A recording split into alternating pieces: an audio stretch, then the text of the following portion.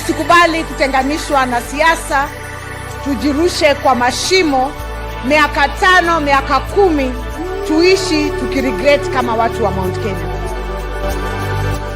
I listened to one of us argue that this country is likely to be taken to peril, that we are likely to default in debt payment.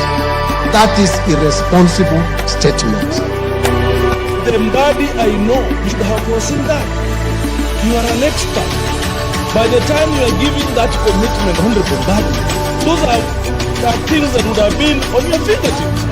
Nasikia Sifuna anaongea na nguvu.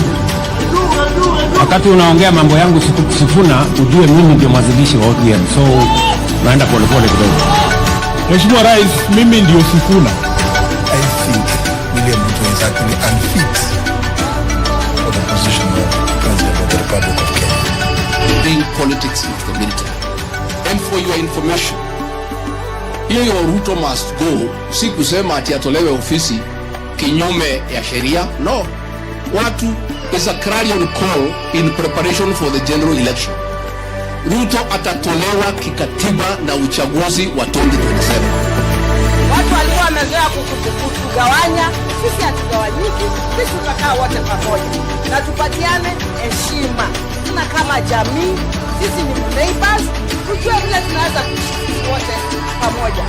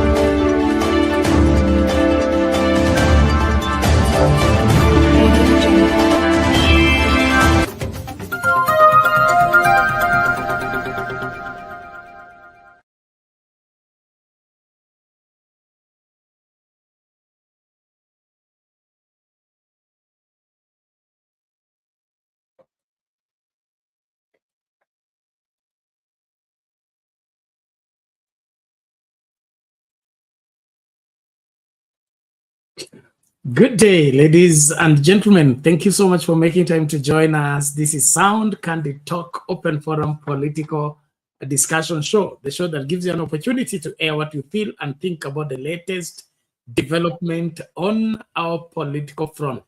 Well, a lot has taken place, and apologies for being off for the past 3 days or so.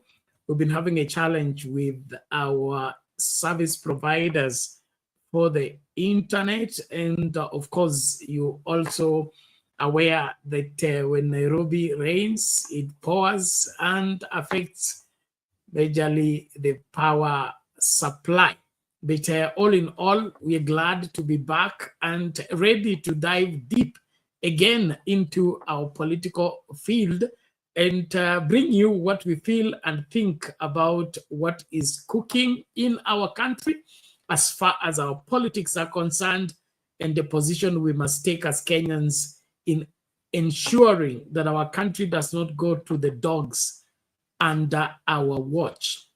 Well, there has been the push, the pull, the agreement, the disagreements, the handshakes, the denial of handshakes, and all manner of political turns and twists taking place almost on daily basis. Well, all that is happening has a reason behind, but one thing is becoming a matter that Kenyans need to concern themselves with, and that is the issue of term limit.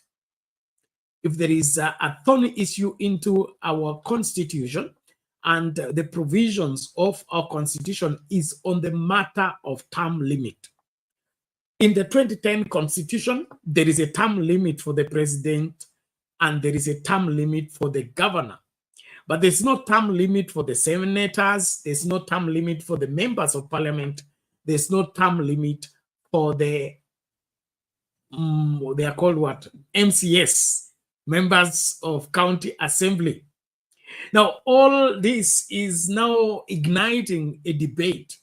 Should we put a term limit on the MPs, on the MCS and senators as well? Or we should leave it to be a field for all and people can now be lifetime politicians? Does politics warrant a lifetime career that people have made parliament to be their business and you can't do anything to get rid of them? They will manipulate the elections, they will rig the elections, they will do anything to buy themselves back into a parliament and, of course, become now a recipient of corrupt deals in order for them to retain and recoup whatever they spend in the election process. This is what we are crippling with as a people, and I need your input. So wherever you are, whatever you are up to, please ensure that you're an extension of what we are doing right here, right where you are. Invite somebody so that we can dive into this together as we ventilate on the issue of term limit. I'll be giving you my opinion on the same and the good suggestion that we are borrowing from the west of Africa on the same matter. I salute everybody who is joining from wherever you are. Please be on the forefront. Karibisha mtu tumakinike pamoja. Link ya kutumia kuingia studio iko tayari kwa comment section. Click on it. Allow StreamYard to configure for you the camera as well as the audio. You will find yourself in this space for us to get talking. Appreciate every one of us. Please, TikTokers, hakikisha kwamba una like video, una share live, na unakaribisha mtu. Tuko live kwa Sound Candy Talk, TikTok, Sound Candy Talk, YouTube channel, Sound Candy Talk live YouTube channel, and Sound Candy Talk Facebook page. And whatever platform you find it comfortable to follow the program, please ensure that you do the necessary. Be the ambassador of what we are doing and ensure that you invite more people to join. And we're here to see to it that the truth and only the truth stands. Every lie and every exaggeration will fall because this country must be saved by all means.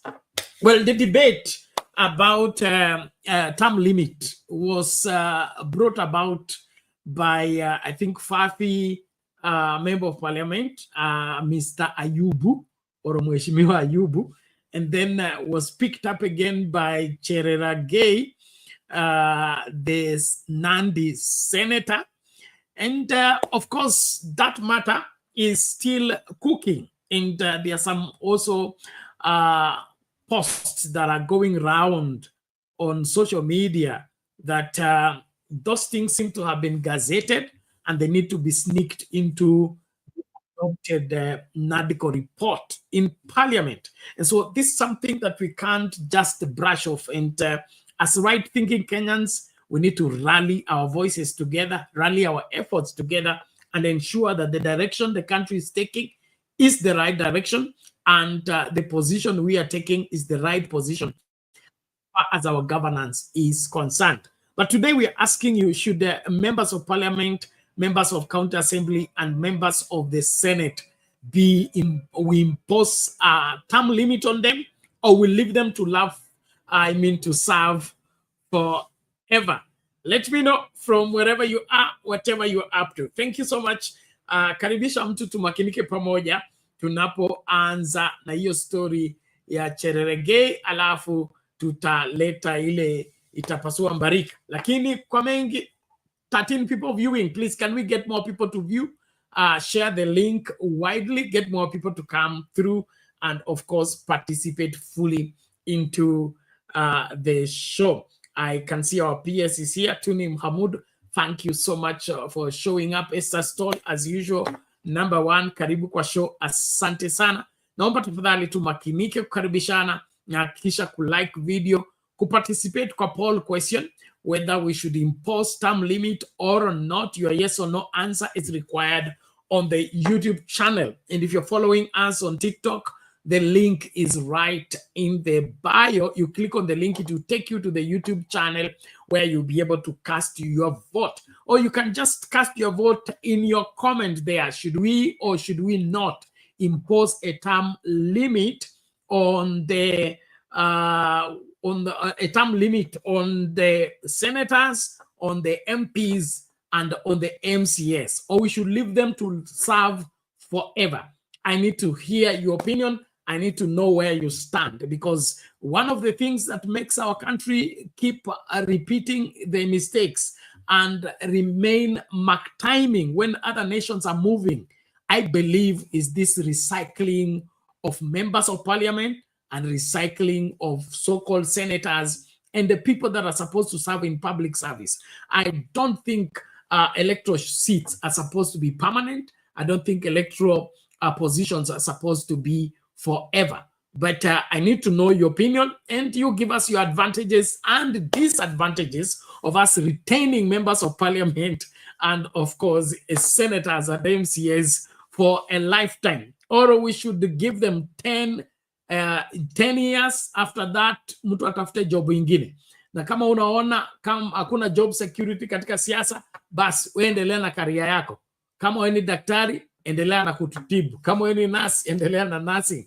Lakini masuala ya watu kuingia katika siasa na wanataka kufanya siasa biashara yao ya milele mpaka wamezuia, hakuna mwanasiasa mwingine anaweza kuibuka na kasimame katika hiyo zamu, hilo ni swala nyeti. Tusikilize hii video tunapoanza mjadala huu. Tafadhali makinika kwa kukumbusha mtu, najua tumeanza kuchelewa, lakini karibisha mtu, amsha mtu, mwambie show imeanza na tuko tayari kungamua mambo wazi wazi bila kuficha, kwa sababu wakati umefika ukweli usemwe jinsi ulivyo. Haya basi, tusikilize haya alafu tukarejee na uchambuzi wake. Sign language interpreter. Now, NTV can authoritatively report that for the term limit of the president and other elected leaders to be extended from 5 to 7 years, as proposed by Nandi Senator Samson Cherargei, a nationwide referendum will have to be conducted. In that referendum, that must be done by the Independent Electoral and Boundaries Commission, IEBC, a majority of voters must support the extension of term limits for the term to be extended by 2 years. NTV's political affairs reporter David Mudhoka explains the exact process of extending term limits of the head of state and other elected leaders, and tells you why Cherargei's proposal is not likely to see the light of day after all.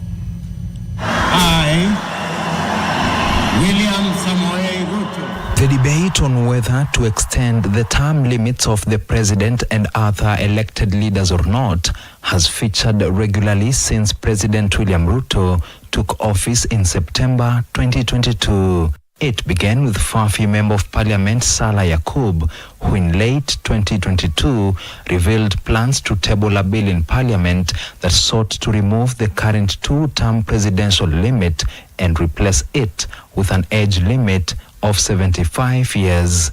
The bill that will have made President Ruto, for example, eligible to vie for office until 2041 was met with backlash from Kenyans and even the president, forcing the Fafi lawmaker to silently retreat and shelve his plans to extend the term of the president.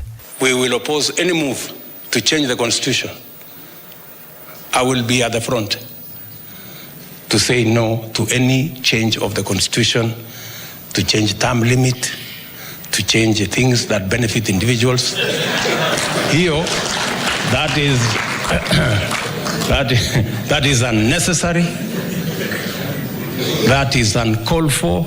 Almost 2 years later, the agenda has come up again, this time from Nandi Senator Samson Cherargei, who has already taken a bill to the Senate that proposes that the term of the president and other elected leaders be extended from 5 years to 7 years, amid fears that the bill will pass in the Senate and in the National Assembly and become law If the impeachment of Rigathi Gachagua from the office of the Deputy President is anything to go by, NTV can authoritatively tell you why you don't have to panic, as it is the Kenyan voter who has the final say on the proposal to extend presidential term limits. However, it goes without saying that where there's a will, there's a way. It is not lost on us that despite the controversy that shrouded the BBI process, it almost became law had the courts not declared it unconstitutional, null and void. According to Article 256, Sub-Article 6A of the Kenyan Constitution, should the National Assembly and the Senate pass Cherargei's bill, the President shall, before assenting to the bill, request the Independent Electoral and Boundaries Commission, IEBC, to conduct within 90 days a national referendum of the bill. Article 255, Sub-Article 2 of the Constitution further states that the bill will only pass if at least 20% of the registered voters in each of at least half of the counties vote in the referendum, and if the amendment is supported by a simple majority of the citizens voting in the referendum. This could be a tall order for Cherargei and other like-minded leaders if recent reactions from Kenyans, professionals, and other elected leaders are anything to go by. Unajua pale bunge kama soko lingine lolote hakuwezi kosa wazimu. Kuna wazimu pale, siku moja anaamka analeta mswada ambao hauna mbele wala nyuma. Anasema ati anataka yeye amechaguliwa miaka 5, anataka kujiongezea ati miaka 7. The time to talk about the extension of term, hiyo is out of question. Na mimi nitakuwa mmoja wale nitaipiga. Hiyo hapana. Kenya ni nchi ya demokrasia. Na mwananchi ni wako na nguvu ya kusema uongezewe ama usiongezewe. Wacha kujiongezea wewe mwenyewe. Na hakuna sheria ama katiba ya Kenya itabadilishwa vile referendum. David Muthoka.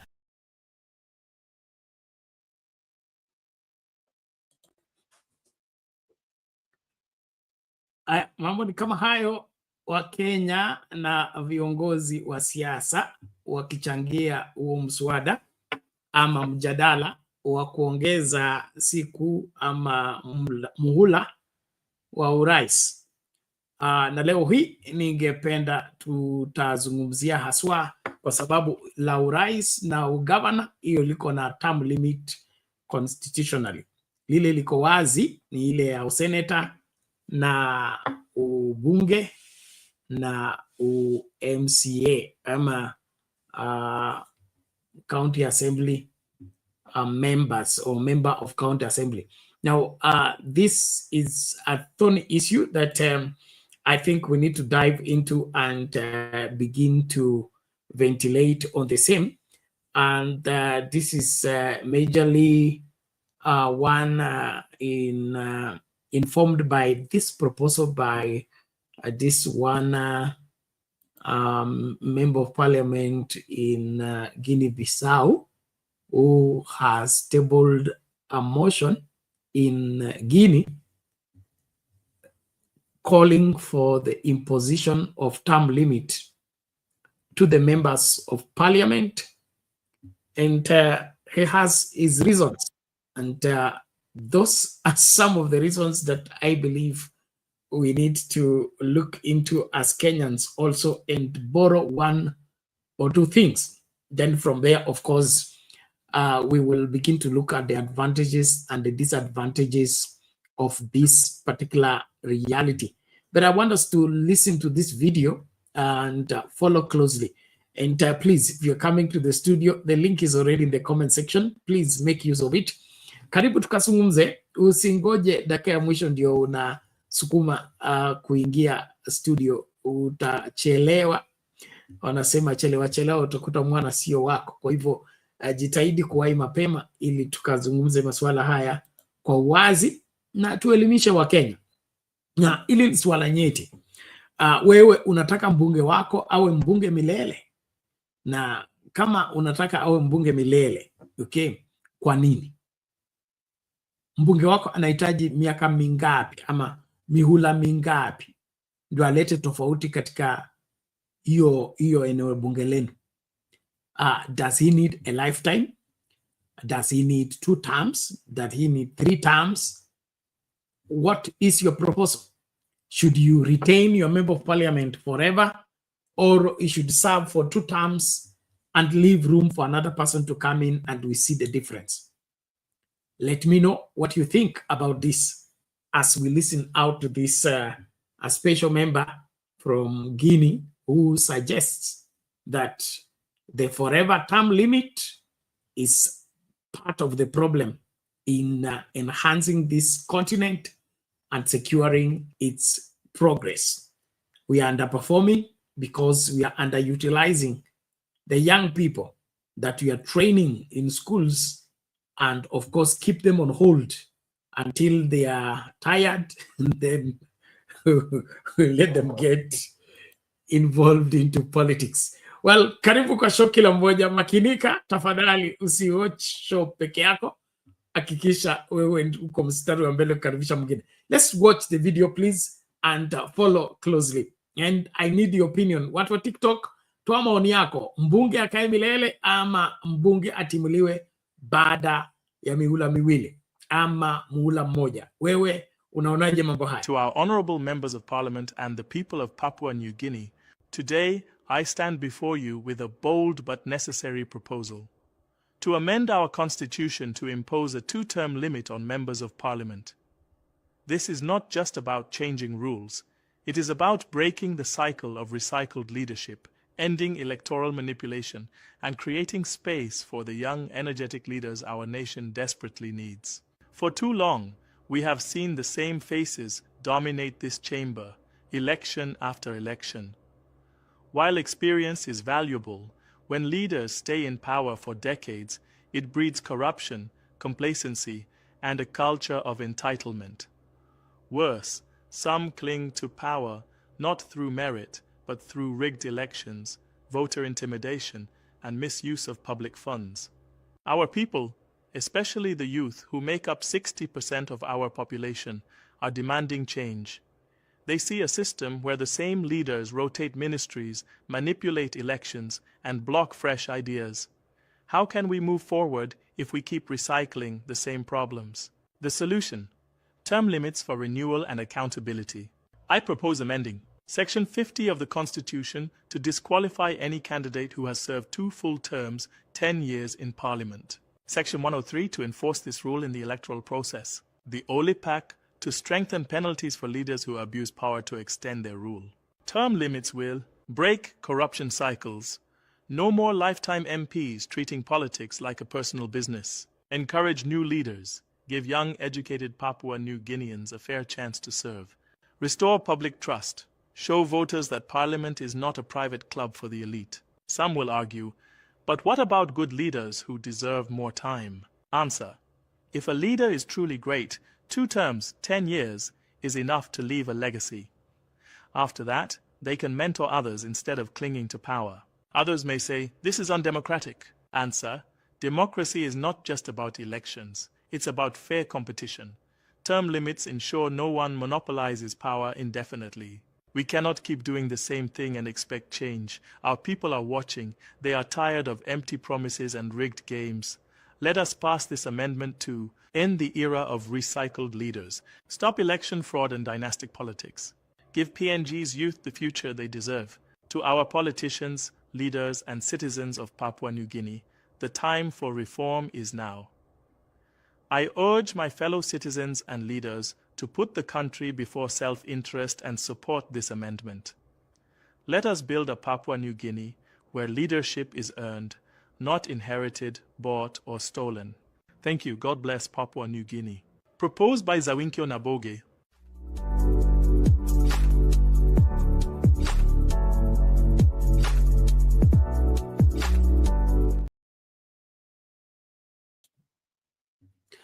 Okay, there you have it, a suggestion there, or a proposed amendment to the Constitution to put term limit on the members of Parliament, to do away with politics of dynasty and politics of inheritance, and of course, what I believe is part of the problem we have not only in Kenya but in Africa.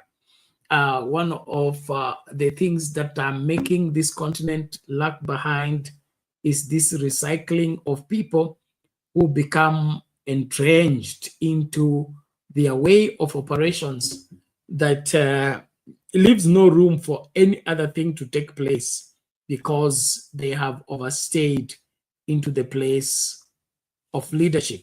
Now, we are not in any way saying that elderly or long-serving leaders have nothing to contribute to the welfare of the country or to the progress of the country. We are simply saying if political seats are equally available to Kenyans and citizens equally, then we shouldn't have them reserved for the chosen few. If the seats are competitive, then we should get a playing field where everybody can compete fairly and win fairly. So one way of dealing with electoral corruption, electoral injustices, and electoral malpractices is this term limit introduction. That even if we end up with a bad leader, we can endure them for one term or two, then we get them replaced.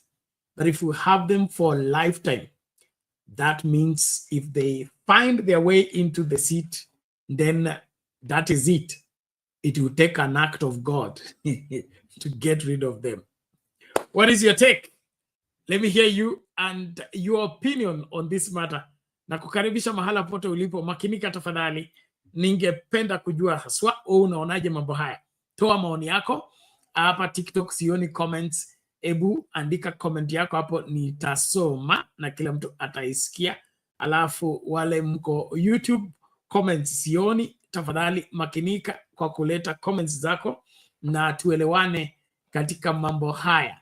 Wewe unaona mbunge adumu milele ama mbunge atumike miaka 10 imetosha kama atafanikiwa kupata hicho kiti mara ya pili, na baada ya kuserve mara ya pili atafute njia nyingine ya kupata hela ama njia nyingine ya kutumika kama Mkenya, ili hiyo nafasi ya uongozi katika bunge na uongozi katika county assembly iwe inafikiwa haraka. Sasa kama mtu ataenda kutumika miaka 10, miaka 50, si wajukuu wake watamkuta huko kwa bunge? So itakuwaje? Wajukuu wataingia bunge wakati kuka yao ako kwa hiyo bunge, tena wazozanie hiyo kiti ya kijiji chao, itakuwa kuwaje? So kwangu mimi naomba tuelewane kwa mambo haya.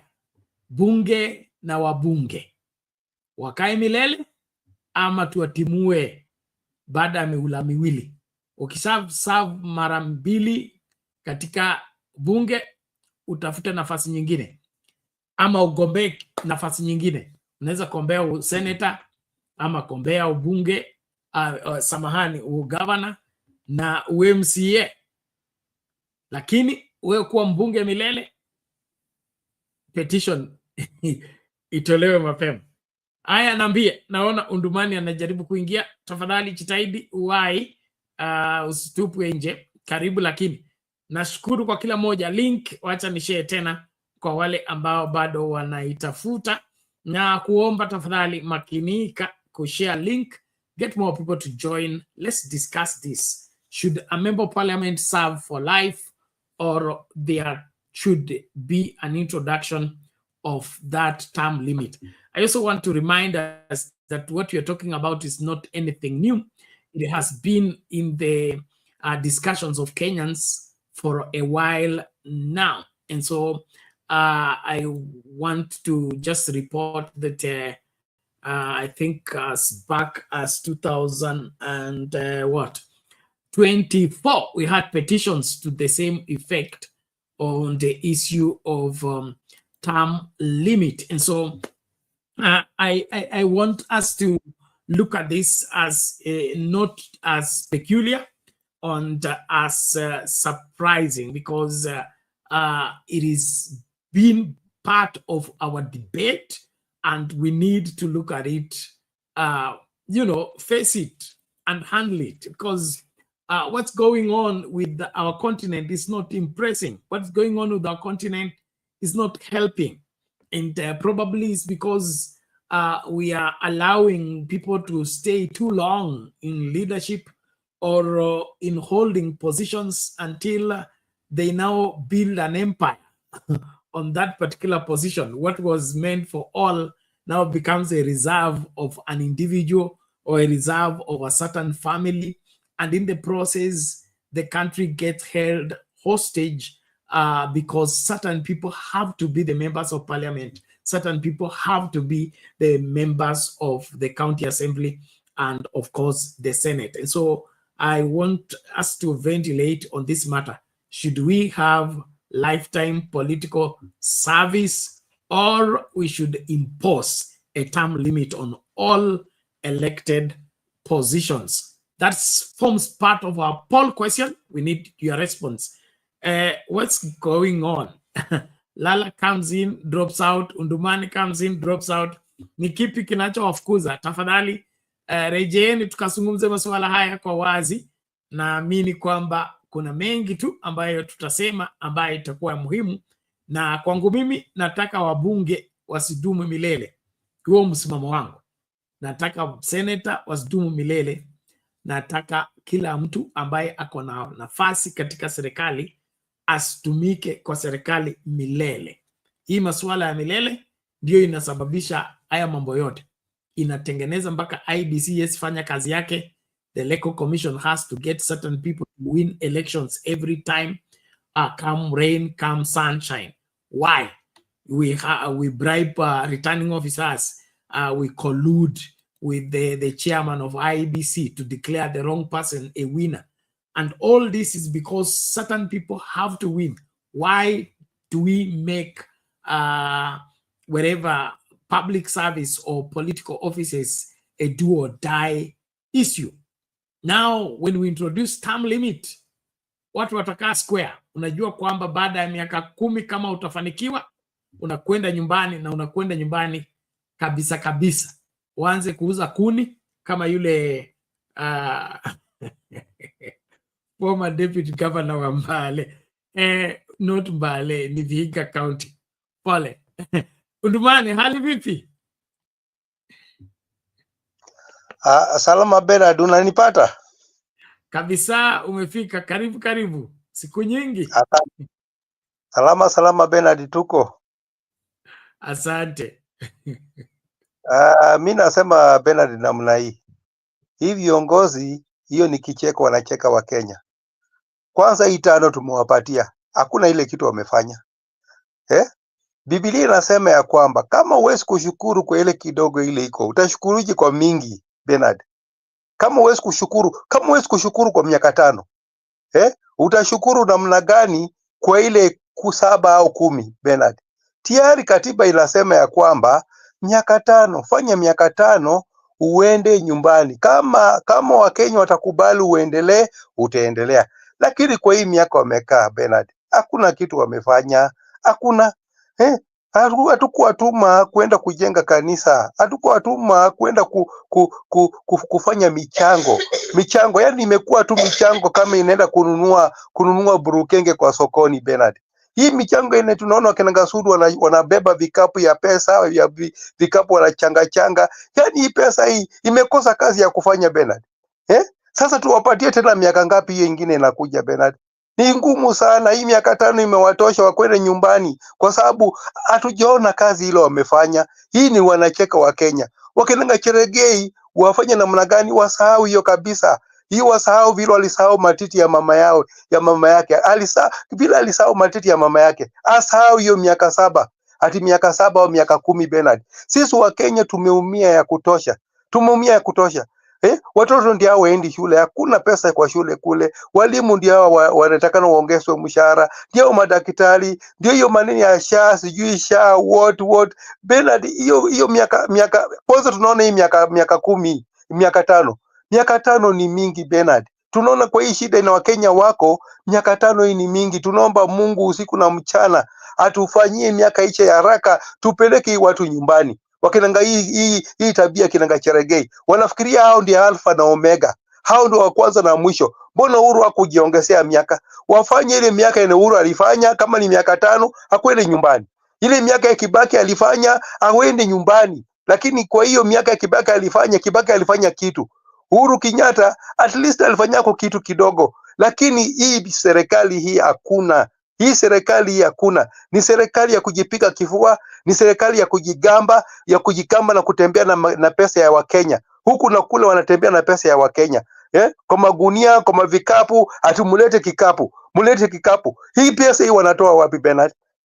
Mimi naonanga nikifuatilia mikutano yao ya harambee, mtu anasema ati mnaweza panga laini ni wagawe. Iko pesa ya Kenya mnagawa watu kwa laini Bernard? Hakuna pesa ya Kenya watu wapange laini ati mnagawa pesa. Mmeshindwa na kazi. Kama umeshindwa na kazi ya kufanyia hiyo pesa, wakwende nyumbani. Sisi wa Kenya tunataka ile environment ile tunaweza fanya biashara. Tunaweza fanya biashara Bernard. Lakini hii environment ina watu wanagawana pesa kwa magunia, wanaenda kwa harambee, kwa makanisa. Hakuna baraka watapata kwa kanisa. Watalaniwa na hiyo pesa yao hiyo, wanajipiga kifua. Hati hao wanajua kufanya harambee. Harambee kwa pesa ya nani? Hii hapana pesa ya mama yao. Hii pesa ni ya Wakenya, na wahudumie Wakenya. Kwa sababu hata ule mbunge wa Chaparungu alisema hii hapana inani dola, alisema hii hapana pesa ya mama yao. Hii hapana pesa ya mama yao. Hii pesa ni ya Wakenya.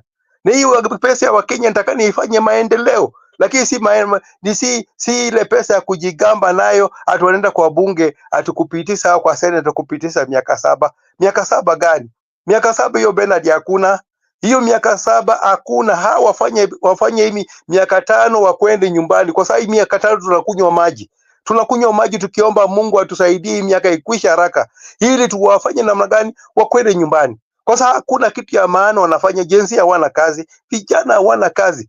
Hata kuzindua tu factory moja, kuzindua tu factory hii ya kuandika vijana kazi hakuna.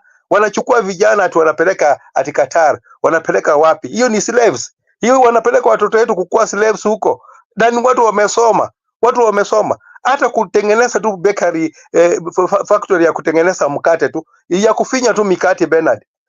Watoto wetu waende wafanye kwa factory ya kufinya mikate. Hakuna Bernard.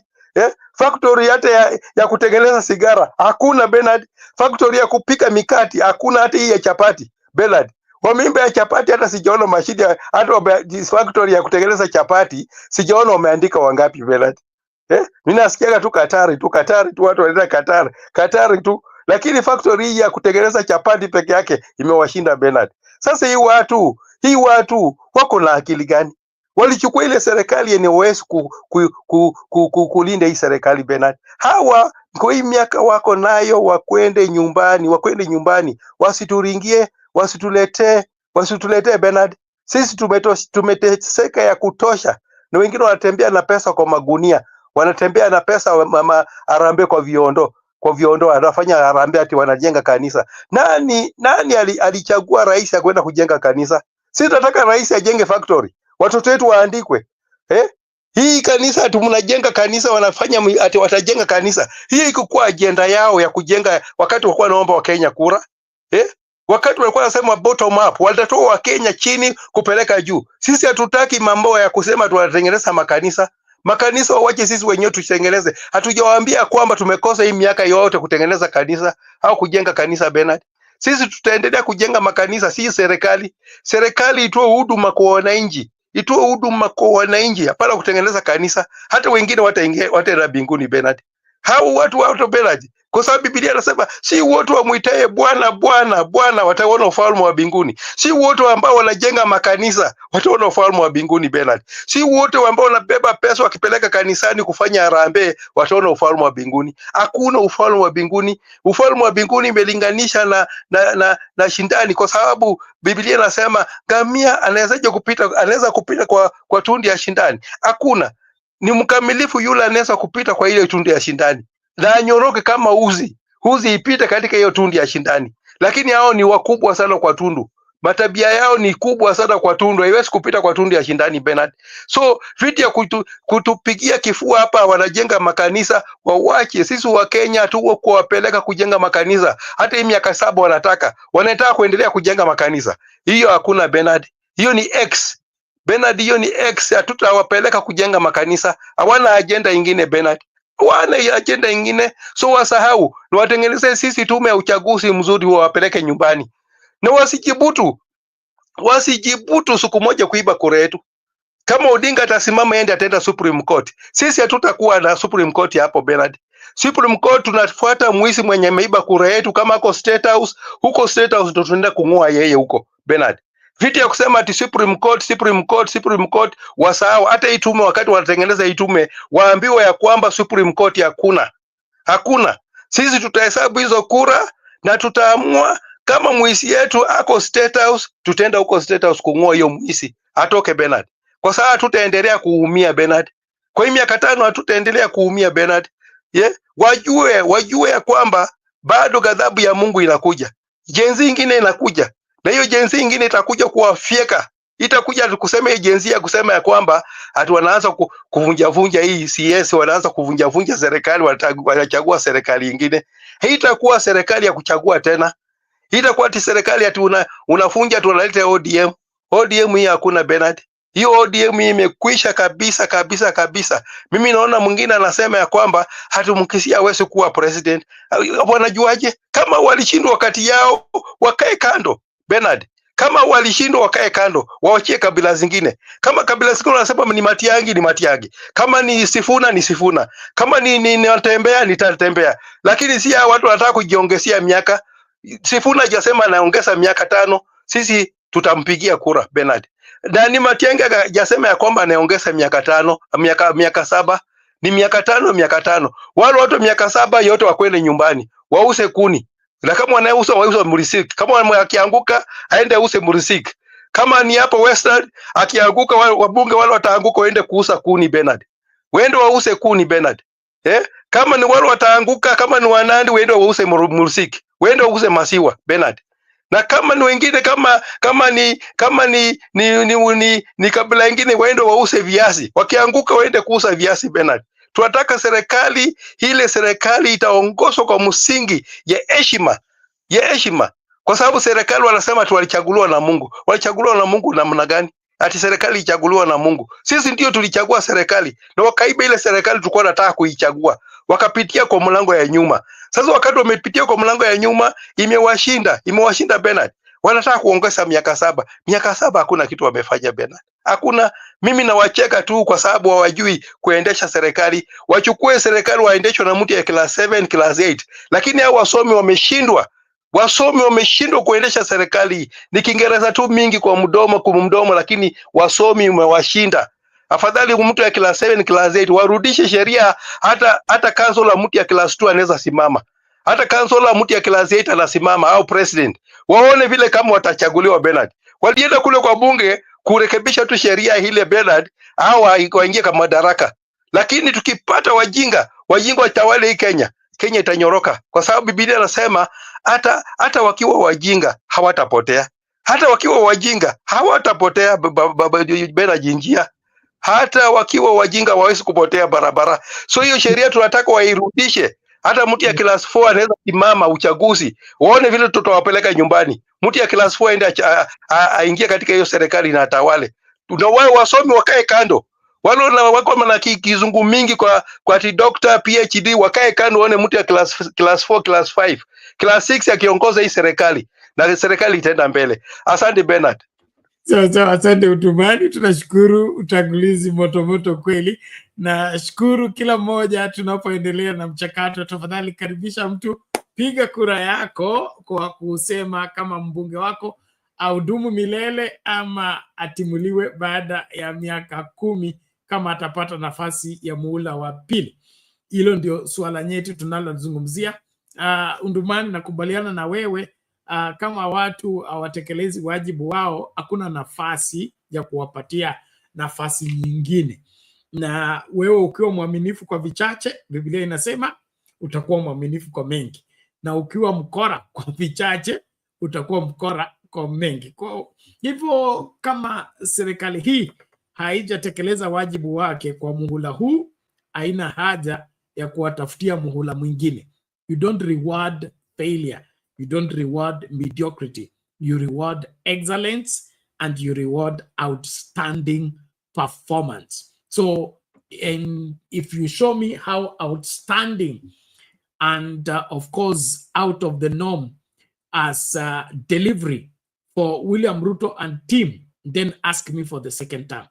But if you can't show me what William Ruto has done in terms of improving the livelihood of Kenyans, in ensuring that our progress is established and of course is guaranteed, then your request for the second term is asking too much on Kenyans. And back on the issue of term limit, and remember, Undumani hakujibu swali, nitakupatia nusu dakika ujibu swali. Wabunge watumike milele ama wawekewe term limit kama vile governor, kama vile president? Ukishakuja miaka 10, rudi sasa uuze viazi, mtu mwingine akuje. Wewe unaonaje Undumani, kabla tubadilishe gear? Bernard, hii Kenya hii ni ya watu wote. Wanasemanga ya kwamba hii Kenya ni watu wote. Hii Kenya ni ya watu wote. Hata wabunge hawa kubwa wanasemanga hii Kenya ni yetu wote. Hii Kenya ni kubwa, kwa inatutosha sisi wote Bernard. Hakuna mwingine kuje aingie kwa kiti kwa miaka 10 au kwa miaka 15 au kwa miaka 20. Kama ni governor ni miaka 10 ya kwenda nyumbani. Hapana atoke kwa governor, amemaliza kazi ya governor tena anaenda kwa senate. Hakuna hiyo Bernard, kwa sababu pia kuna wengine wale wanatakana watawale Kenya hii. Unaona Bernard, kuna mwingine amesimama kiti ya MCA, amemaliza miaka 10 katika MCA, anaenda kwa ubunge. Anaenda kwa ubunge kufanya nini? Hiyo miaka 10 akwende nyumbani ause ile kitu anataka kuuza. Kama ni mbunge, miaka 10 akwende nyumbani. Kama Wakenya wataona amefanya kazi mzuri, ndio watampa miaka 10. Lakini kama hajafanya kazi mzuri, arudi nyumbani Bernard. Hii Kenya ni yetu wote. Hii Kenya ni watu wote, na kila mtu atoshee hii Kenya. Kila mtu atoshee, si wengine watoshee na wengine tukose kutoshea Bernard. Inatakana hii Kenya tukutoshee wote, tutoshee wote. Na wasipofanya hii Kenya itoshee yote Bernard. Hakutakuwa na usalama Bernard. Usalama hakuna. Wengine waweza kuwa wanakula nyama na wengine tunakula nyasi. Haitawezekana. Wote tukule nyasi. Kama ni kukula nyasi, tukule nyasi. Kama ni kukunywa uji, tukunywa uji Bernard. Si wengine wakule mikate na sisi wengine tukule mchanga Bernard. So wajue ya kwamba hata kama wanatawala, wajue watawale na akili Bernard. Watawale na akili. Lakini 2027 wasimame na wahesabu kura yetu mzuri. Kama wanataka miaka 5, tuwapatie miaka 5 kwa ile njia mzuri. Lakini wakikosa kuhesabu kura yetu mzuri,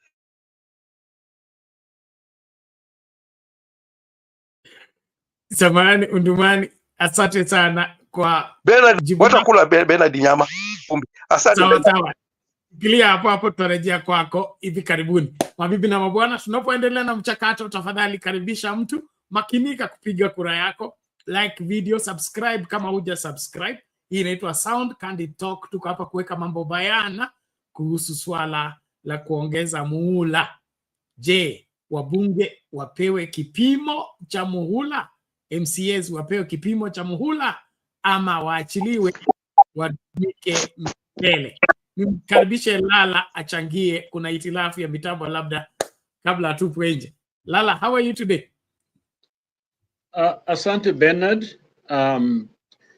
Salams kutoka huku kwetu kwenu na Udumani na wenzangu wote, amjambo. Happy Easter. Easter ni wakati muhimu sana kwa maisha ya Mkristo na wengine wote. Ni wakati ambao kuna kumbukumbu ya Mwokozi wetu. Alikuja kwetu hapa. Alichagua kuja when there were not We did not have modern technology. There were no emails and computers and Concorde flights and supersonic stuff. You know, the mode of transportation was a donkey. That was the speed that you could travel, and they didn't have. But that's when he chose to come to experience your predicament and mine, to feel what you feel, economically, politically, socially. He came to our world. So you can't leave politics out of it and claim that politics is not, then you don't belong to Christ. Christ addressed everything. So it is important for us not to spiritualize Christianity to the point where we are not engaged with what is going on. We don't participate fully in what's going on. A Christian, born again, spirit filled, that's one who engages in politics, who speaks the truth, who takes a stand and do that which is right. So, Bernard, I thank you for what you're doing, because that is what is right. That is what God would require of his chosen people. If you read the Old Testament, some of us may not even touch it, because it addresses, all the above. Look at John the Baptist. What did he do? He pointed out the sin of a king, of Herod, and that was his reason why they killed him. So Christian faith is not what we have been, religion has given us. Religiosity, and tuletea another form of it that denies its power, that denies the grace of God. And so it comes from both extremes. And both extremes there are those that are so liberal that Jesus is just a good man. He's not even the Son of God. And they preach it on our pulpit. Then there are those that are so conservative that Jesus is just a magic worker. You see them on TV. It's just a magician, like a witch doctor. Okay, but Jesus is more than all that. And so this week, we remember the Son of God, the one who came to die for your sin and my sin, the one with power to change our world today. That's where we are coming from. So now, let me come back to Kenyan politics. What we really need is that our politics should come under the blood of Christ. Why do I say that? You see, I disagree with my brother Bernard for limitation of a parliament and parliamentarian. Some of it is okay, because what will happen is simple. If we don't deal with the real problem, which is corruption and tribalism, what will happen is this: somebody will come for whatever years, the 2 terms. They are coming to maximize the loot. They know they will not go back, so they make sure they loot it. The point where another person comes, the thing is gone, and so it will be a cash cow if we don't deal with the law itself and strengthen the law so that there are consequences. If you actually focus on the consequences and people know what it is to lead and what are the consequences of bad leadership and stealing, I'm telling you, people will just want to go. So even when you put those laws, they mean something. But right now, under these circumstances, that will not correct the problem. It won't, until we look at the sources, which is really corruption and tribalism. If we can deal with that, I'm telling you, we have a great country. So I'm not into the wagon of 2 terms, which is okay. It's good to have people in leadership, people coming in. But you see, if you strengthen the legal side where people got to adhere to the law and obey it, then actually it's not lucrative. Because let me give our Kenyan audience, the US, one of our Congress people left. And the reason why they left is because they didn't have enough money. They want to go and work and take his kids to school. Okay? That's the reason why he resigned from Congress, just for personal reason. What was the personal reason? He wanted to go and make money to help the family. So it is not a place to get rich. Kenya is a place for looting. So if you make some changes, you just spreading the looting. Now more people now start going to loot because it's seen as a cash cow. And let me say this: um, when we look at um, Kenya, the present state, the economy is almost at zero. Okay, it's running to a halt in so many ways. Well, there's some few things here and there. We're still a large economy, yes, compared to the rest of us. But when you look at the rich and the poor, when you look at those who are trapped down, it is actually sin. It is actually bad, especially when you come from different economies and you come in and look at what's going on. It's really bad. Kenyans should know that the take home money for a US congressman compared to Kenya. Kenya makes more. Okay, the package is more for a Kenyan parliamentarian compared to the congressperson. Okay, if you look at all the other benefits. Okay, so that tells you something is wrong. And if people know this is where to get the money, they would look at every means to get in there. When they get in there, you know what? They will not come out with something small, because they know they won't go back. They know I will go there for 2 terms. I'm not going back. I will not be poor again. So that will not solve the problem. So the question is, okay, we can debate it, but it will not solve the problem. The problem is, can a Kenyan politician be honest? Can they live? Can they compare how they live and how the poor person live? Okay, because see, we have a very small economy. Our country is very, very small.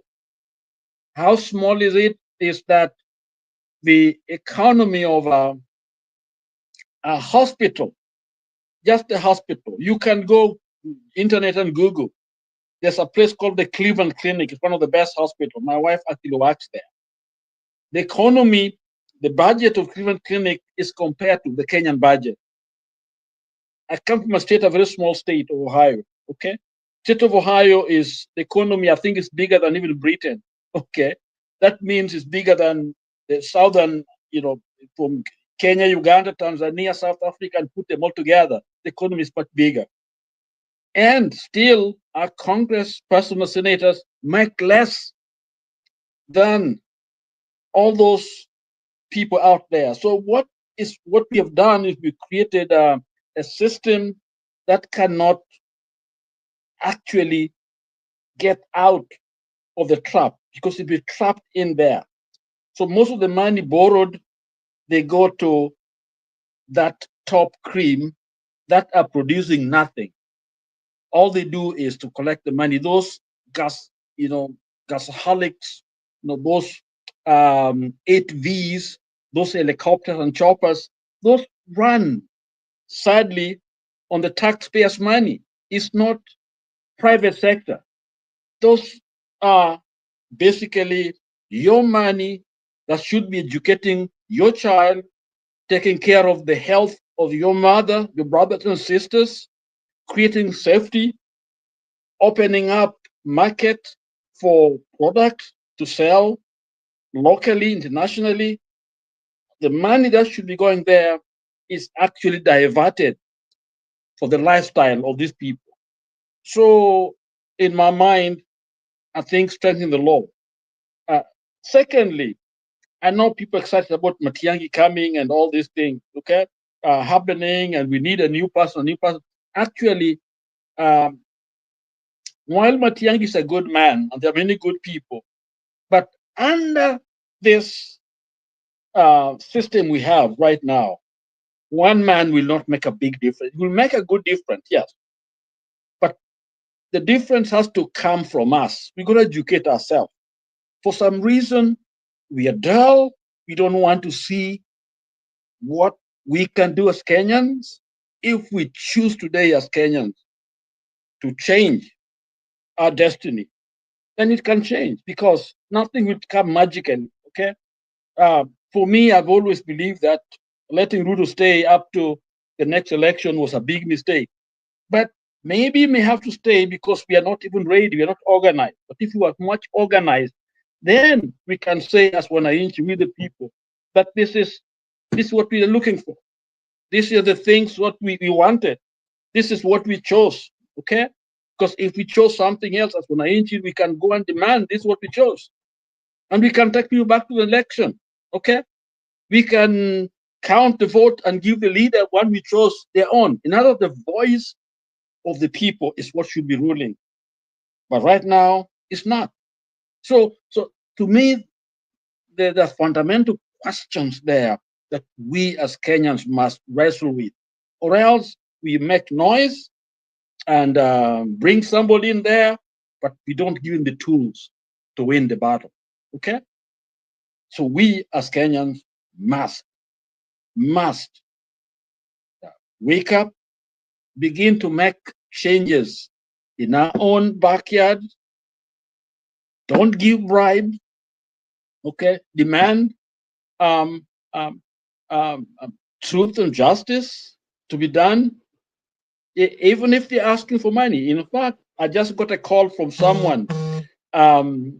These roads are being expanded. I think they are trying to widen the road, and I think my sister's place was being. They were, the fence is on the path, and they swept it.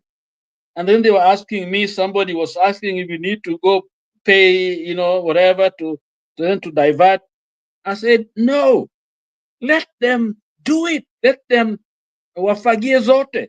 Because what will happen is you'll pay. They wanted 100,000, and they might divert it. But then now you are a prisoner. Every time we'll say, "Oh, you are on the road." You have to give. You're trapped yourself. So let the law have its course. That's how we're going to liberate our country. So back to you, Bernard. That's my disagree with you in terms of term limit, because I don't think Reverend Lala, I have a question to that effect. Yeah. Why should we accept term limit for the president, term limit for the governor, and no term limit for the senator, no term limit for the MP, no term limit for the MCA, when all those are elective seats? Isn't that segregation?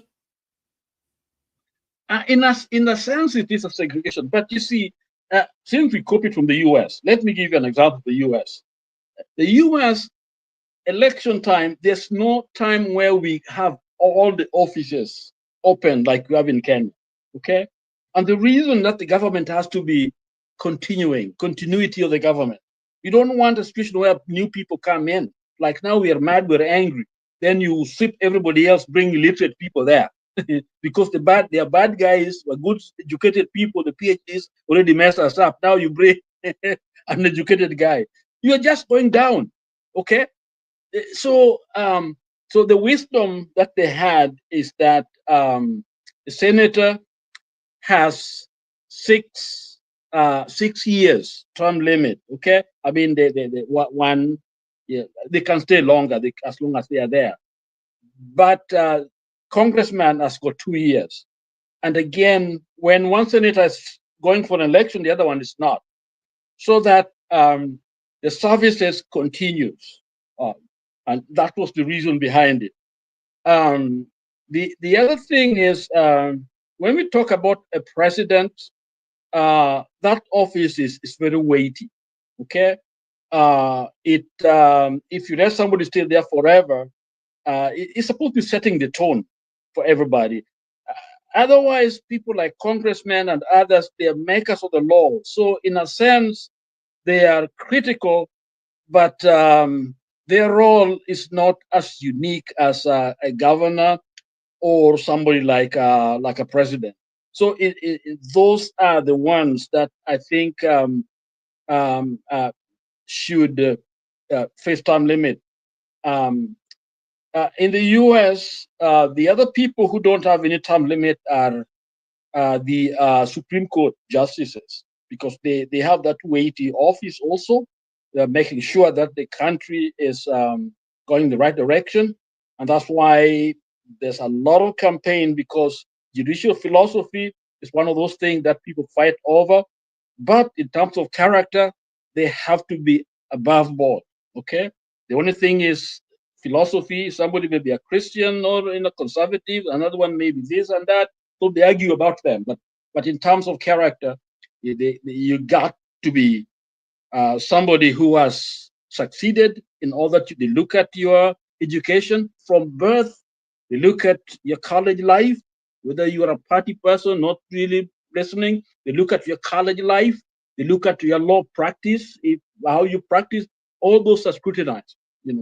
First of all, before even you come there, the FBI and those investigators already have basically done their work, and that file is brought to the president. He looks at it, and then, of course, other people that are of significant, and then the committee that is doing the vetting and all that, so that you get the right person, because those offices means they're there forever. For a president, we know that he is the CEO, almost the CEO with so much power, so you don't want them to stay there too long. Okay, so you need people who are knowledgeable, who can keep him on his toe, who have known the government very well. If you bring somebody who has just come in, who has no knowledge of government because they are either rich, that's a problem. And the other thing also that we have to remember, money, the role of money in election. Okay, in the US, there was a time when there was no term limit. And one of the problems that it faced was the power of money. Where I live, not 2 miles away from here, is the home of Rockefeller, the richest man on earth. There was a time when for you to be in power, you had to go through him. He financed everything. So the Congress met and decided to break his company called the Standard Oil. Standard Oil up to that time controlled all the oil on earth. If you had a business of oil, whatever, you'd kind of buy you off because you're so powerful, Rockefeller. And then Congress said, you know what, one person cannot control the entire nation. This company has to be broken, okay? And that's how Standard Oil became ESO, became Shell, became all this company we saw around the world, oil company. One time, there were only one called Standard Oil, okay? And it's because of the power that it had. Kenya is in danger because we don't know where the money is coming from, the dirty money, and we just see people buying people to get into politics. So you don't know who is coming into politics, okay? So we need to work on that so that that power of dirty money coming in, particular interest, and no control of money. In fact, I was watching a program, I think a chess, I was talking about how the dirty money is coming in, and he himself, I don't know where he gets his money from, but you can see the influence, and you keep impacting the church. Some of it comes to the church. So our morality, our ethics, and all that has been watered down to the point where it is so hard to know whom to believe in. So those are factors that need to be looked at very, very carefully for us to be able to retain a country that will survive past next 20 years. Thank you. Well, thank you, Lala, for that. Although I still have reservation on the aspect of our Kenyan situation. We have complained about our parliament not being able to function freely without interference by the executive. Don't you think one of the reasons why the executive find it very easy to penetrate and control the parliament is the recycling of leaders? For example, speaking as a Christian, we have had people voted into parliament on the Christian grounds, some of them bishops, some of them reverends, some of them church ministers. And the reason they were voted in is to go in there and bring changes. But our problem is they got in there, instead of them bringing the positive change they needed to bring, they ended up being changed into the evils that were taking place in parliament. So don't you think that it is these old dogs that are teaching our young dogs on how to walk in the nyayo of the corruption? And if we brought about term limit and people served only for 10 years, and of course, the getting even in politics would be something you think through, because nobody would want to get into business for 10 years only and then get out. And so we will end up only having people who have a true calling and who really want to serve the country get into politics. But opening it up for people to serve forever could be the reason why we're having bad politics in our day. What is your take? Thanks, Bernard. And you're correct. You're correct. Because you know Chuck Colson, who was the advisor to Nixon. Chuck Colson said in one of his books that he would be in the White House as an advisor to the president, and the church would be talking critical of what's going on in the government. And they would simply invite those church leaders to the White House.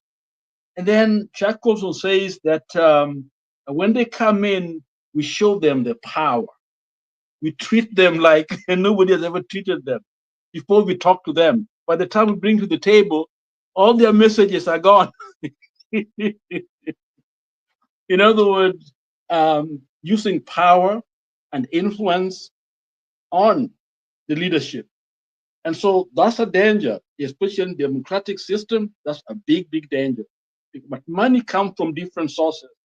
If you have access from the executive funds, we don't know who is doing what with the money, okay? And the same executive can call the private sector and the public, whatever, and sabotage, twist people. So even if you're parliamentarian, they will be at the mercy of the executive. So even if you change the system, the executive will select whom they want to come in, and those are the ones going to be elected.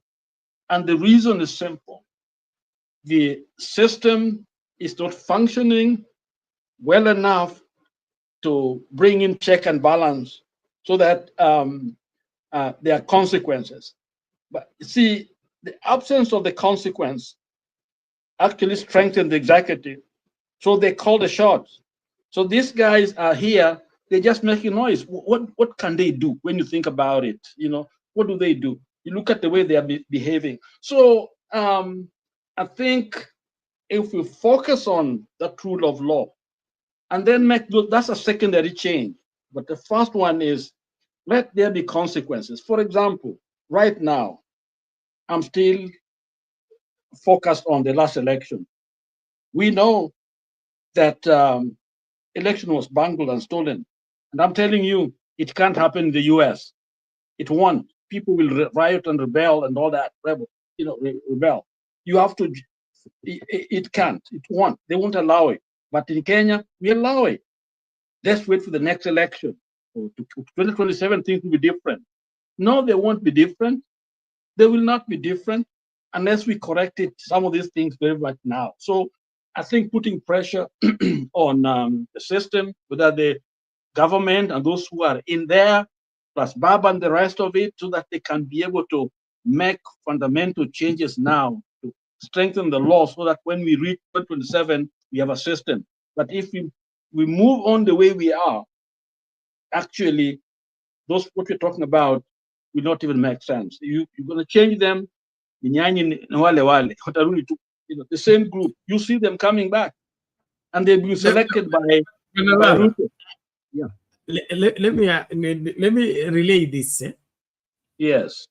If we imposed a term limit, you said that people will go in for a looting spree and loot as much as they can because they don't have much time left. I think like what the Bible says that woe unto you, inhabitants of the earth, for the devil has come unto you with wrath because he knows his time is little or is limited, is short.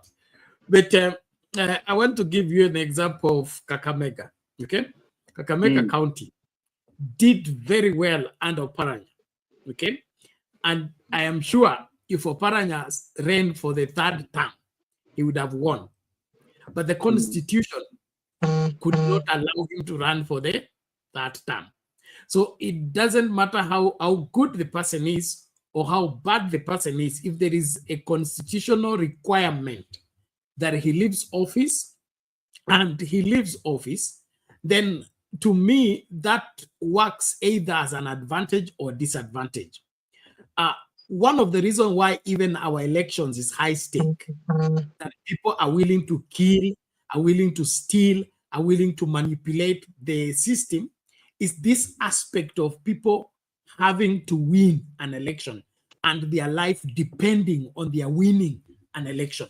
But if we made it that you can only serve for 10 years, only those willing to serve for those 10 years will participate into the elections. But what we are seeing right now is that we have made our election seats become now a reserved seats for those who can pay.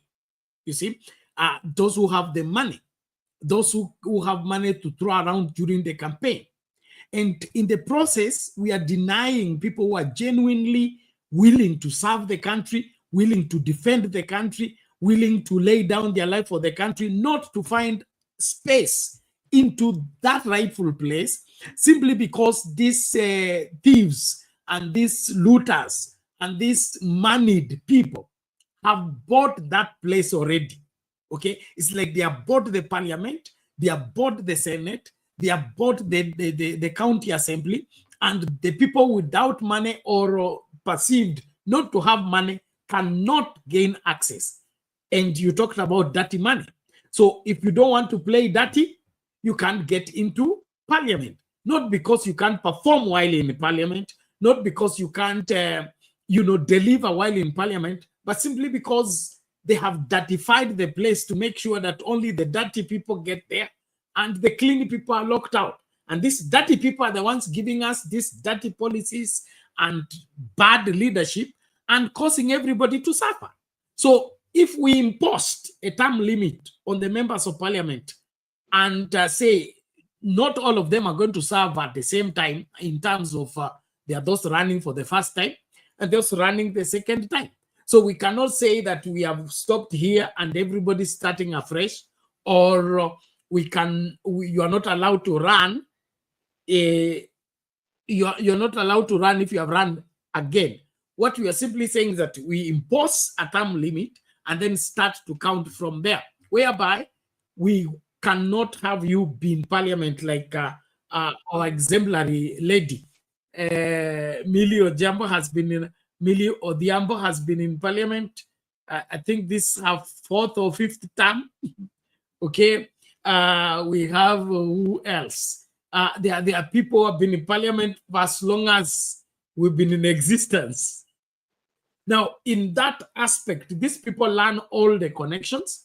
They learn who to call when your container is held at the port. They know who to call when the police have arrested your matatu on the road.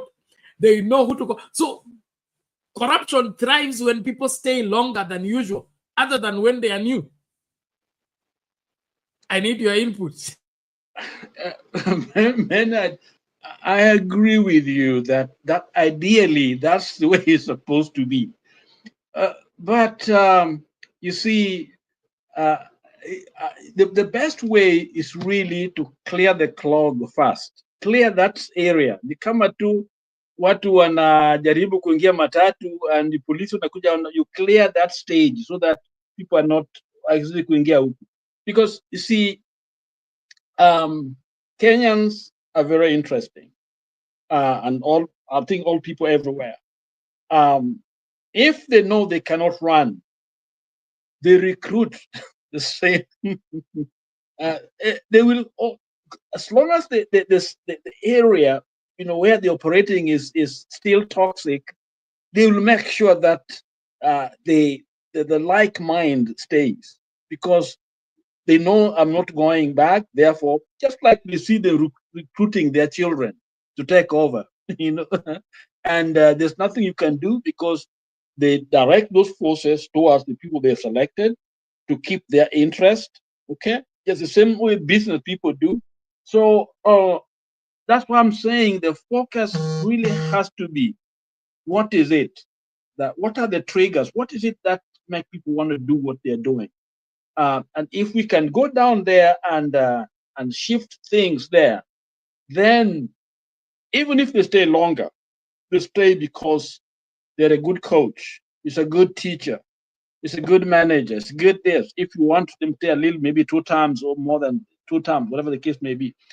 I see the wisdom, in some people, staying in Congress for a long time, and they're delivering. And the benefit of being there longer, you understand the government, how it works, and you can do a better job. The bad side, of course, is if you're a bad guy, then you enrich your interests is take priority over everything else. And I think even the U.S. had a similar problem. The Milliken, if you have the Milliken, you're in the banking system, and the laws were so lax because the bankers, the investors, and others were dilly-dallying with the Congress people, so the laws were kind of weak. And I think after the Milliken scandal, which really brought the financial system on their knees, I think in the 90s, that's when they changed the system, so that the influence is not as strong coming from Congress, and a lot of things change. So every system has got its strength and also has got the other side.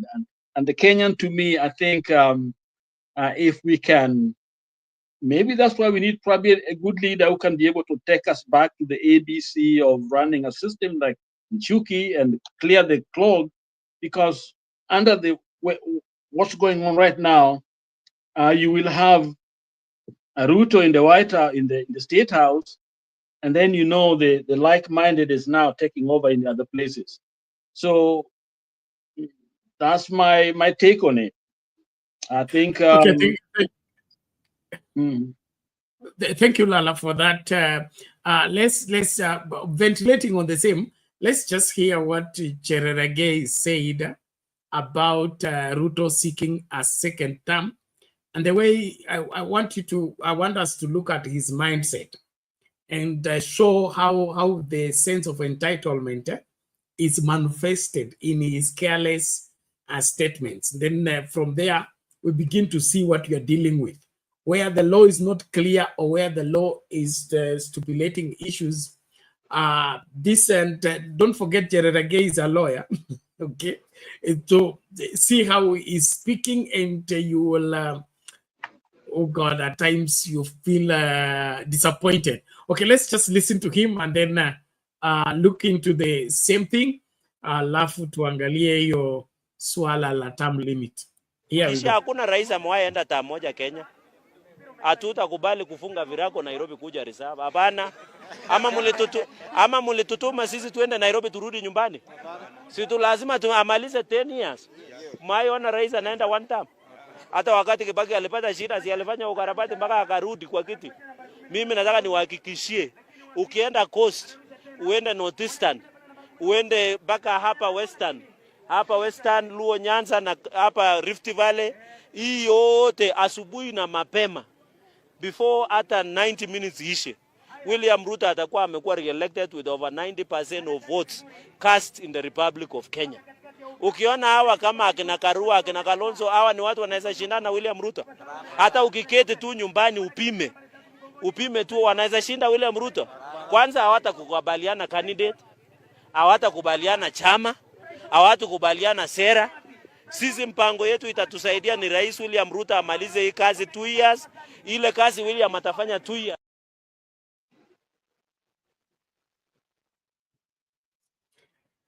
Okay, that is a senator from Nandi and a lawyer speaking to young people and telling them that even if they don't have enough votes, watafanya ukarabati.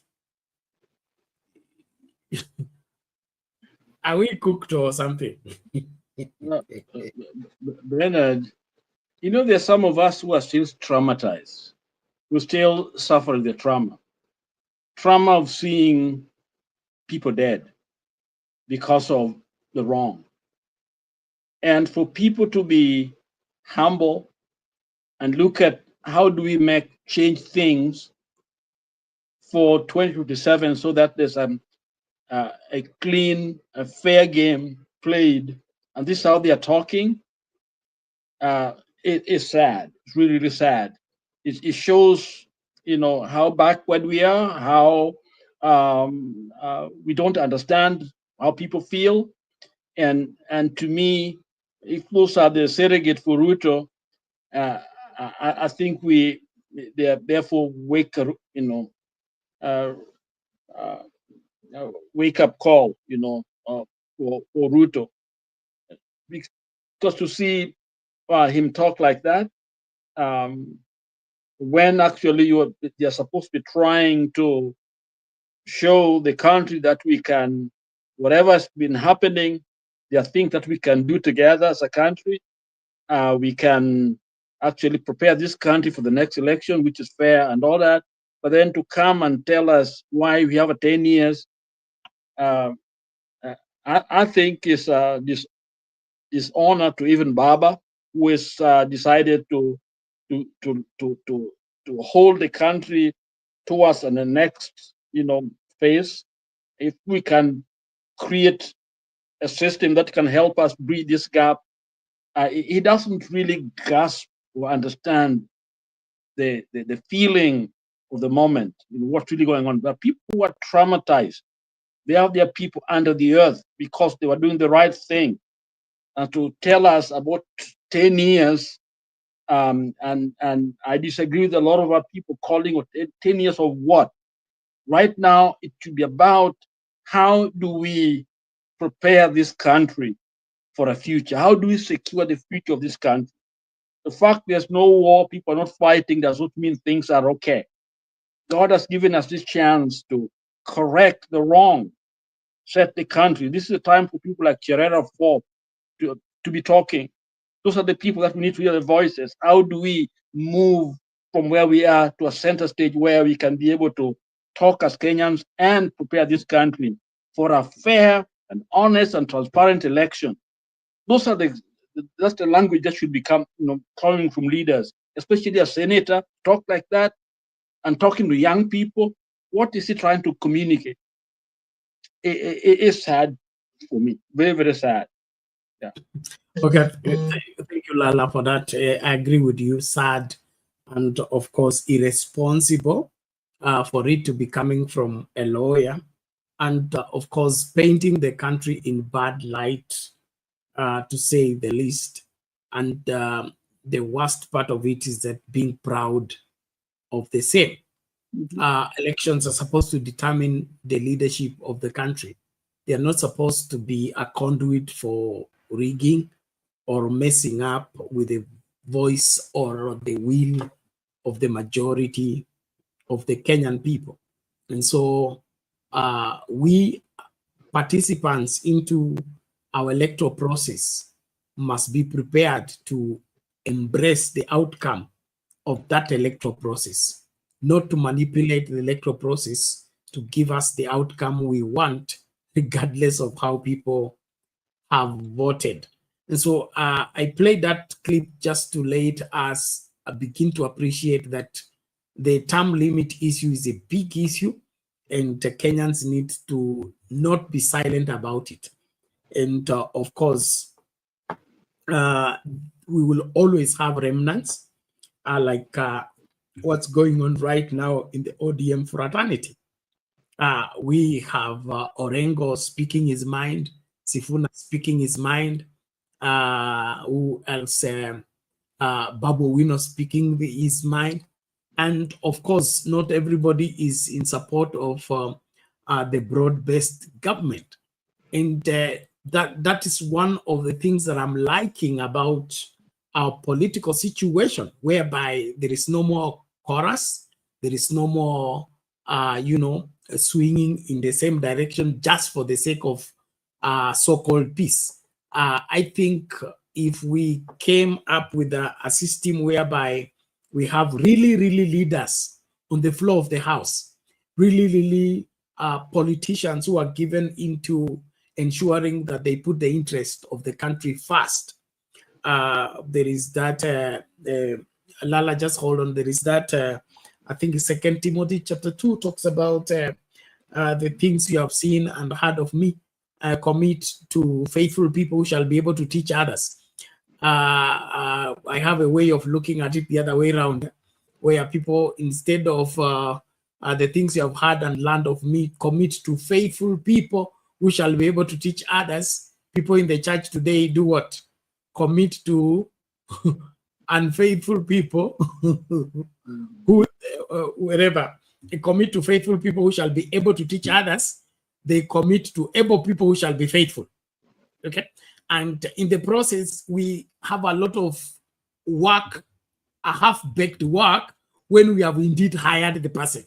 Instead of us finding a faithful person and then giving them the ability to function because they are faithful, they will be able to deliver, we give to so-called able people who are unfaithful.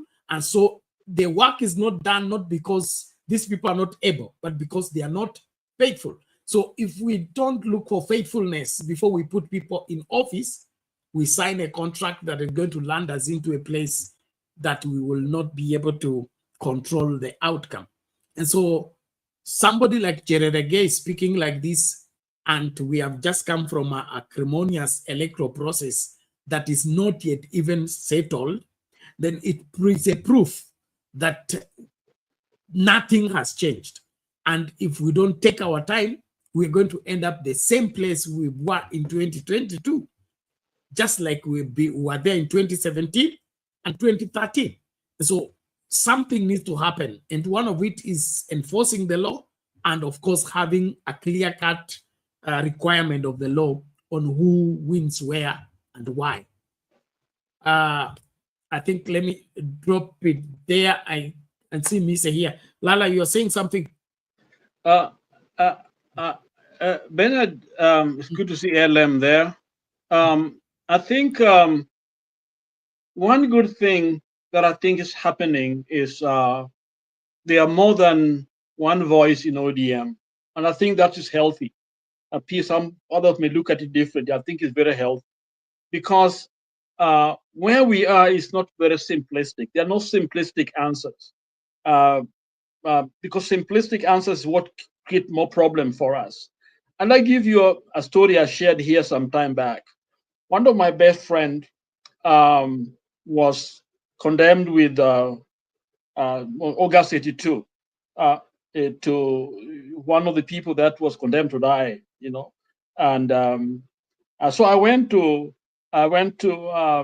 committee where he was waiting with Oteo and the others that were meant to be hung. And then I saw him, and he was thin, and behind they opened like 3, 4, almost 4 kind of doors before you get into those who are condemned to inside the committee. So I was there, talked to him, and I prayed with him in the committee, you know.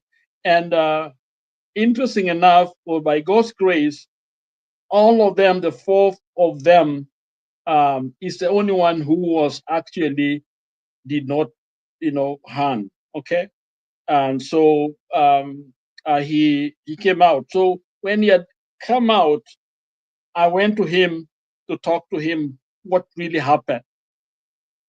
He told me he was in Nanyuki, and he said he has been a very good marksman when it comes to using, guns. I mean knives and others. They train them in the military. And so when they wanted to go and get the weapon from the armory, he was not involved. He says, he told me, if I was not involved, I was in bed. Then they woke me up because they thought I was good at what I do, to go and disarm the guy who was in charge of the armory in Nanyuki, if you remember the story. So he was able to get a knife, and he said if he didn't do it, the people were kind of rowdy, they would actually harm him. Well, that's the truth, I don't know. But he was able to go there and disarm the guy who was in charge of the armory. And the soldiers went in and got the guns, and of course the coup started, when the coup got started. And he said when they went in and got the guns and made the announcement, he was brought a general's uniform. So he said, hey, I've never been a general. I'm just a small, I didn't know what to do. He was so confused because he said I was not part of the planning of the whole thing, but now I am supposed to be a leader of a group, So if he succeeded, this, my friend, would have been probably the minister of defense, whatever it is, one of the leaders of the junta. And he had no clue what he was doing, okay? And that's can easily happen when people are not prepared. They don't clearly understand what is going on. So in my mind, when people are debating and talking and not accepting things, the simple, understanding, and they think they can just come and change things, it is good that we talk, good that we discuss. So what's going on in the ODM, I think, is positive. And to me, I'm grateful for Orengo, what he stated, because we must talk about that. I'm grateful for Sifuna and the rest, and Babu and all of the people that are talking. Let them talk, okay? But you see, there are people who are cheap. All they're looking for is scoring point. They take a point, so they expect other Baba to like them or whatever, when actually they don't even know what Baba is thinking, okay? Because what I know about Baba, we may be in where we are, but Baba's never compromised his principles. We don't know what's going on at this moment. So it's better to be on the cautious side and seek to understand and knowing the mind of Baba. So to me, I think it is important for us to debate and talk, and to be careful uttering words, claiming this is what Baba is saying or not saying, and this is going. It's cheap, and it's lack of understanding of the complexity of what it is to create change in the country. I think the key thing is, let's be people of conviction. Let us be truthful. Let us find those people like us to come together, rather than allowing others to fight, but tunafuatia nyang'au who are coming over to basically do the opposite. And that happens all the time in all these, many countries of the world. So I just want to make that statement. Back to you, Bernard. Thank you, Lala. We appreciate that. And before we bring in Mise, let's just recap this particular video so that we can, refocus. And ladies and gentlemen, as we continue to engage, subscribe if you have not yet subscribed. Invite somebody and participate in the poll question. Let's look at this video again from Guinea. Suggestion by, or rather proposal by, a member of parliament who wishes that term limit is important. Let's just hear what he suggests, and then Mise can come in and add on the conversation. To our honorable members of parliament and the people of Papua New Guinea, today I stand before you with a bold but necessary proposal to amend our constitution to impose a two-term limit on members of parliament. This is not just about changing rules. It is about breaking the cycle of recycled leadership, ending electoral manipulation, and creating space for the young, energetic leaders our nation desperately needs. For too long, We have seen the same faces dominate this chamber, election after election. While experience is valuable, when leaders stay in power for decades, it breeds corruption, complacency, and a culture of entitlement. Worse, some cling to power not through merit, but through rigged elections, voter intimidation, and misuse of public funds. Our people, especially the youth who make up 60% of our population, are demanding change. They see a system where the same leaders rotate ministries, manipulate elections, and block fresh ideas. How can we move forward if we keep recycling the same problems? The solution: term limits for renewal and accountability. I propose amending Section 50 of the Constitution to disqualify any candidate who has served 2 full terms, 10 years in Parliament. Section 103 to enforce this rule in the electoral process. The unpack to strengthen penalties for leaders who abuse power to extend their rule. Term limits will break corruption cycles. No more lifetime MPs treating politics like a personal business. Encourage new leaders. Give young, educated Papua New Guineans a fair chance to serve. Restore public trust. Show voters that Parliament is not a private club for the elite. Some will argue, but what about good leaders who deserve more time? Answer: if a leader is truly great, 2 terms, 10 years, is enough to leave a legacy. After that, they can mentor others instead of clinging to power. Others may say, this is undemocratic. Answer: democracy is not just about elections. It's about fair competition. Term limits ensure no one monopolizes power indefinitely. We cannot keep doing the same thing and expect change. Our people are watching. They are tired of empty promises and rigged games. Let us pass this amendment to end the era of recycled leaders. Stop election fraud and dynastic politics. Give PNG's youth the future they deserve. To our politicians, leaders, and citizens of Papua New Guinea, the time for reform is now. I urge my fellow citizens and leaders to put the country before self-interest and support this amendment. Let us build a Papua New Guinea where leadership is earned, not inherited, bought, or stolen. Thank you. God bless Papua New Guinea. Proposed by Zawinkyo Naboge.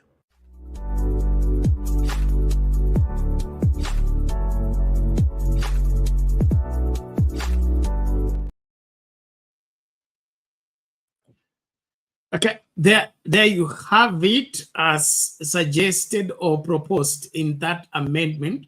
Mise, welcome. What's your take? And karibu sana, siku nyingi.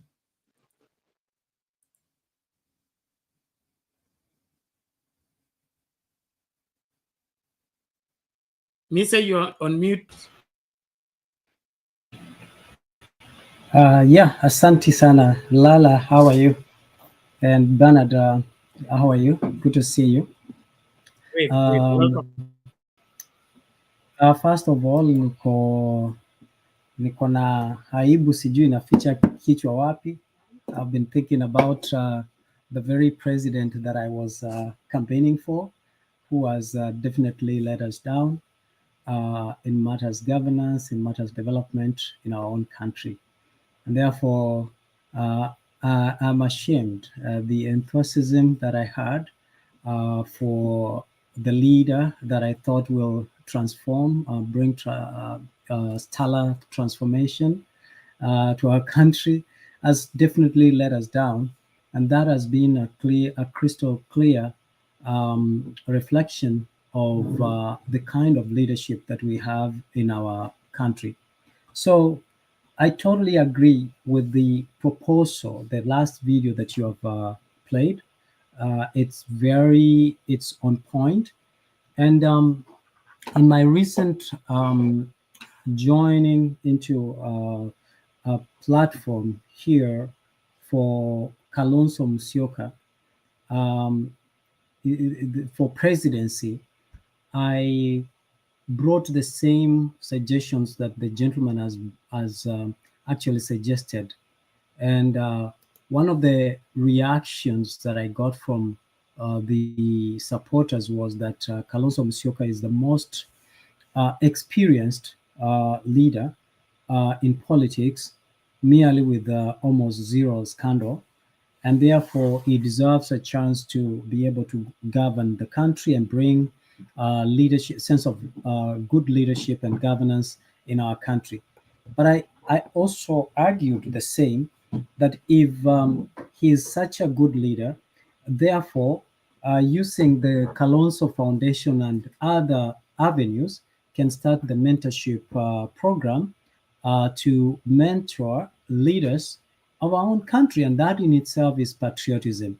You know, we remember there was airlift for our leaders from Africa, where people like Robert Ouko, Tom Mboya, and many others were beneficiaries of that. And when they came back to Kenya, they brought an impact that is indelible, that we have not forgotten. When you speak of Robert Ouko, Tom Mboya, and many others, there are people that we remember of good governance, and people who had patriotism in them, and people who wished to see our country to the right direction in matters governance.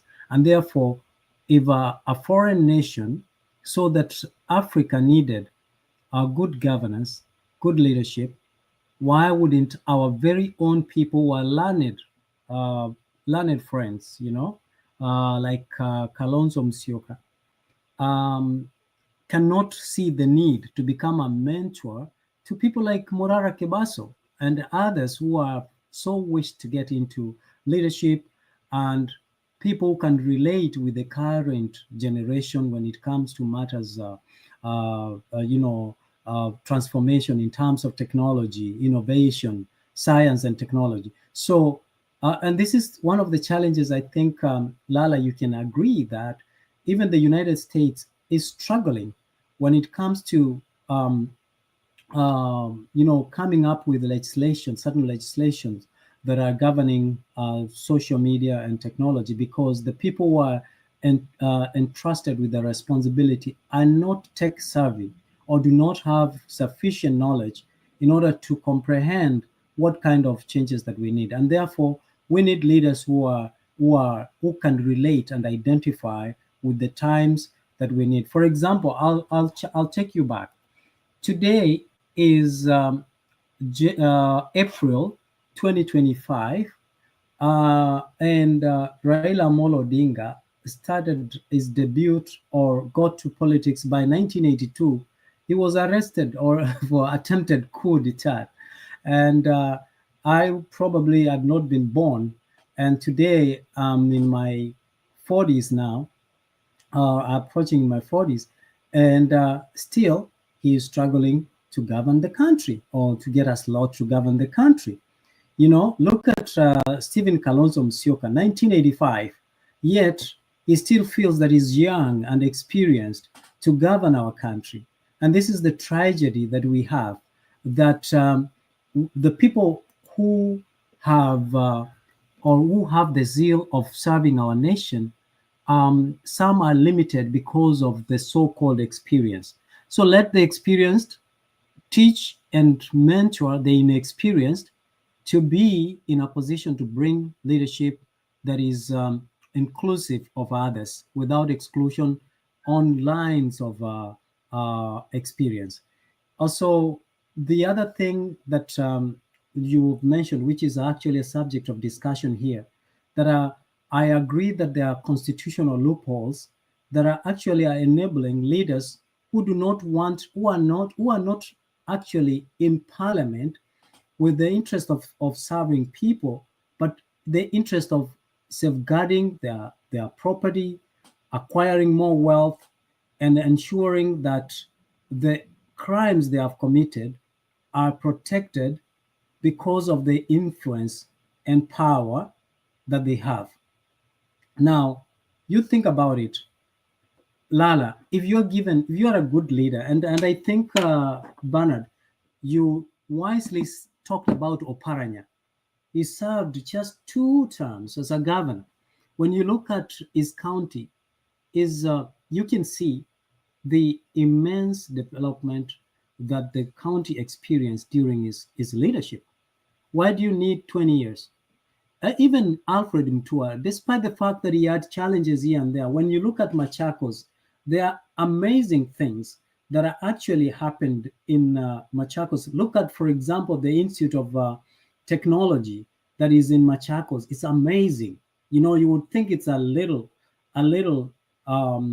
city in Machakos, and despite the fact that he was exaggerating a lot of things, there are tangible things that people didn't know Machakos for, but now Machakos is known for. People park over the weekend and they are going to Masaku to watch a game. These are the kind of leaders that we need, that have gone there, out there, have experienced the effects of good policies and governance, and they have mirrored them and brought them to our country because they have resources and power and influence to implement them. So we need a few leaders that actually are working extremely hard. People like Natembea, who are being able to voice their opinion without fear of contradiction, that they are being hunted. People like Orengo. You know, I saw a clip today where Orengo, you know, he was willing to give his life and to be tortured just for the transformation of our country, to have the liberty for people to express themselves and being able to be heard without being targeted constitutionally, to be protected. Where are those leaders today? The leaders that we have today, the likes of Juan William Ruto, Samoei Ruto, are letting us down because they are on a looting spree and not on a spree of development. So the term limit is very important. A term limit takes away what is called monotony of power, and you become irrelevant after some time because now you are short of ideas because no one is challenging you. There is no strong opposition and challenging you, and that's why, Bernard, when you see Jelegai, whatever his name is, saying what he's saying, is backed up with the people like Oburu Odinga. In the recent, Oburu said, "Munasema Ruto aende wapi? He's going nowhere." And these have been the critics of the government. These are the people who have been criticizing Ruto, saying he's tall. Why support him now? Why now all of a sudden join hands with the thief, and now you want to validate his actions that are not generally acceptable. The people who have died, in quest of fighting for our nation, the GNCs, some of them tortured, some of them are disabled, some of them who are now dead because they have the passion to fight our nation, is now trivialized by people who have been in power for long because they don't understand the approach of the GNCs towards the transformation and challenging those who have the power. Now, now, if you remember, there was a time in Kenya when there was those who have matajiri na maskini. And now it's the politicians, those who have power, and those who don't have power. So that's the kind of war that we have. I hope the term limits, the systems, if they are put in place, they will speak on behalf of us. And when we see people are going against the systems, the term limits, it will give us the grounds and foundations for us to question as to why they are violating the constitutions that have been put in place. Thank you. Okay, thank you, Mise. We appreciate that, ladies and gentlemen, as you continue to engage. Maybe I'll get back to Mise shortly, but I want us to focus and allow ourselves to see the advantage of term limit. I gave you Oparanya's example in Kakamega. He was outstanding in his performance, and I don't think there is anybody in the whole of Western Province a county that is doing better even now, like Kakamega. And then, of course, just as a reminder, I also want to compare it with Busia. Okay, Ojamuong was governor in Busia for 2 terms, and he would have run for the 3rd term if the constitution did not allow him. But Busia County is the least developed, comparing it to Kakamega, and I think Busia and Vihiga should be coming last in the western region, but they have been in existence the same as Kakamega. They received allocation the same as Kakamega. Okay, and so the ills that would have been perpetuated in Busia by the retainers of Ojamong for life were prevented by that constitutional requirement. If we have bad parliamentarians or bad senators, with the term limit, we have hope. But without term limit, we are forever doomed, because if we can't beat them at the vote, we can't beat them by the ballot, let's beat them by time limit. And I think this is also one of the things that brought about the second liberation, when Moi was in power forever. Remember those, when we used to look at the presidents helplessly, because we were not even voting for the president. And for Moi to continue being president, he only needed to make sure nobody opposes him in Baringo. And of course, he continues to be the party leader of Kano. And that made him president. And that's what made him president for over 20 years. I mean, for over 15 or so years, until 1992. It's when he went for the first presidential elections. So he's been in power since 1979, thereabout, all the way to 1992 is when he was elected for the first time as president.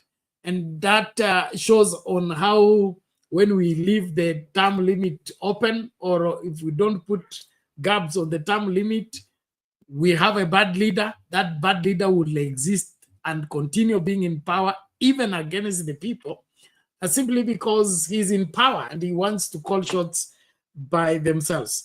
And so the suggestion by this parliamentarian from Guinea, I think, should apply to every seat in the country, and it will help us clean our politics faster than when we go on this other avenue of trying to trust the IBC to vet them and the IBC to check whether they are viable or not. The IBC is the one who has given us all these cockroaches that we have in parliament today, because IBC is supposed to vet people before they approve them to be on the ballot. But what do they bring us? All these compromisers, all these semi-literates, all these tumbocrats are a product of IBC vetting. And so for us to be safe as a people, I think term limit should be advocated for. Lala, you may have something to add, and then maybe a question to Mise.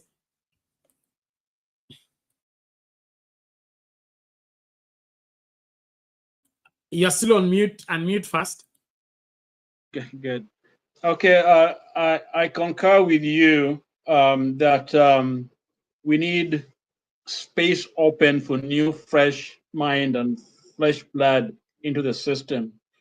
But it's also not that easy because of what I shared, the influence of other factors outside of the political system that have been corrupted.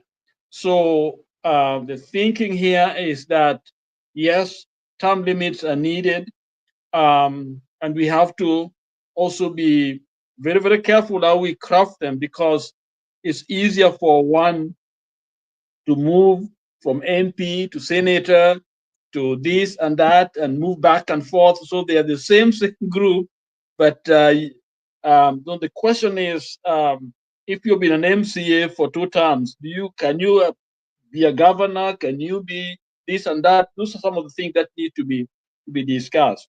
But my focus is if we can, yes, make sure, of course, governors and presidents have got term limit, maybe 2 terms, can run consecutively. But then the others, we have to come with a fair process. And my point is simply that when people are corrupt, they definitely going to misuse those offices. We do know that if you tell somebody you got only, your contract is only for 5 years, they are coming, Namkoba, they will clean that place very, very well. And that's why I stated that the consequences of bad leadership and the stealing and the looting and all that stuff, they got to have, there has to be some consequences, because a lot of these people stay in power to protect themselves. Okay, and they stay there to protect themselves because they don't want people to know those consequences. So if the consequences are there, okay, whether they are in and out of the office, then you get an easier time. When you say time limit, it means something. Let's say in the West, probably you are there in the West. Most of these people are professionals. Working in the government is basically you are donating your time. It's actually sacrificing, almost like going to the military. Okay, usually when we travel, I don't fight myself, but when they know that you are a member of the military, you're given space to sit, they clap for you, they do all kinds of things for you because you're sacrificing for your nation. Okay, when you are a congressman, yes, you make decisions, but the rules are so tight, so tight. And let me give you an example. One of our congressmen traveled with the president to a fundraiser, okay, and was given a ride in the Air Force One. When he came back, he had to pay for that ride. They sent him a bill because that was not a government official visit. The president, yes, can go because he's a president, protect all the time. But you as a congressman, you can't travel in that plane. You have to pay for it. So the rules are very, very strict, especially because these people are they make the laws. The people who just want to dine and wine with them. And that's why you see this dirty money coming in. They know how to get it. So the question is, if we don't make those rules very, very clear and we enforce them, then it's almost like a cash cow. In the Bible, there was the story of Gideon. Gideon was called because the Amalekites and other tribes found a loophole. They realized that whenever Israel planted and they were not very strong, they started coming to loot. And for 7 years, they would come, they were like swarms of locusts, because they know kuna pahali ambapo kuna vitu tunaenda kuchukua. So they don't care, they are coming to loot. So now the way we have yani a citron ambayo ina no gate, people come to loot, and we are watching. There's nothing we can do. So we are waiting for another election. What is it going to do if the judiciary can't work? Your money cannot be protected. Your children can't go to school. They are flying helicopters. Look at the kind of lifestyle they have. I'm telling you, I came to Kenya helping some people who are trying to become, give them rides. Now they are 100 times richer than me. They can employ me, and they're just MCA. Some of them are just MCA. Where they got that money, you and I can tell. But we are talking politics, election, when we can't even enforce some of these things. So I think Kenyans should wake up. We must wake up. Then term limit will make a lot of sense. It makes a lot of sense to have term limit. But under our system, it's just like we have a good constitution. If nobody's obeying it, following it, allowing it to work, it means nothing. So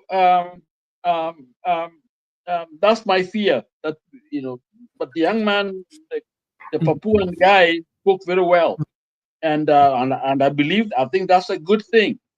But the environment we live in has to be cleansed. We gotta do some work. Spiritual people like myself and others, we need to really do some spiritual work.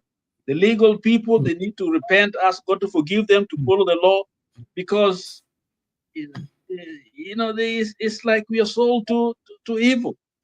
Back to you, Bernard. Thank you, Lala. I appreciate that, and I share in your fears. I appreciate what you are raising, but I think if we have a clear cut, like you say, we have a clear law that you can only run for a public office for 2 terms. If you serve for 2 terms, you're not eligible, and that will now make you think twice. As in, you are, we have people who are living. Bernard, that is easy, but you will attract very bad people to run for the office because they will have disrupted their jobs. They won't leave their jobs. That is then going to control that, because those are the tough things we're talking about. It's not that easy. Back to you. Thank you. No, if you abandon, for example, you are let's say you are a doctor, okay? You want to join politics, and then you know that you can only join for 10 years, then you will weigh between the two. Is it worth it? Me abandoning my profession and go for 10 years and probably come back to my profession when the business has gone down or things like that.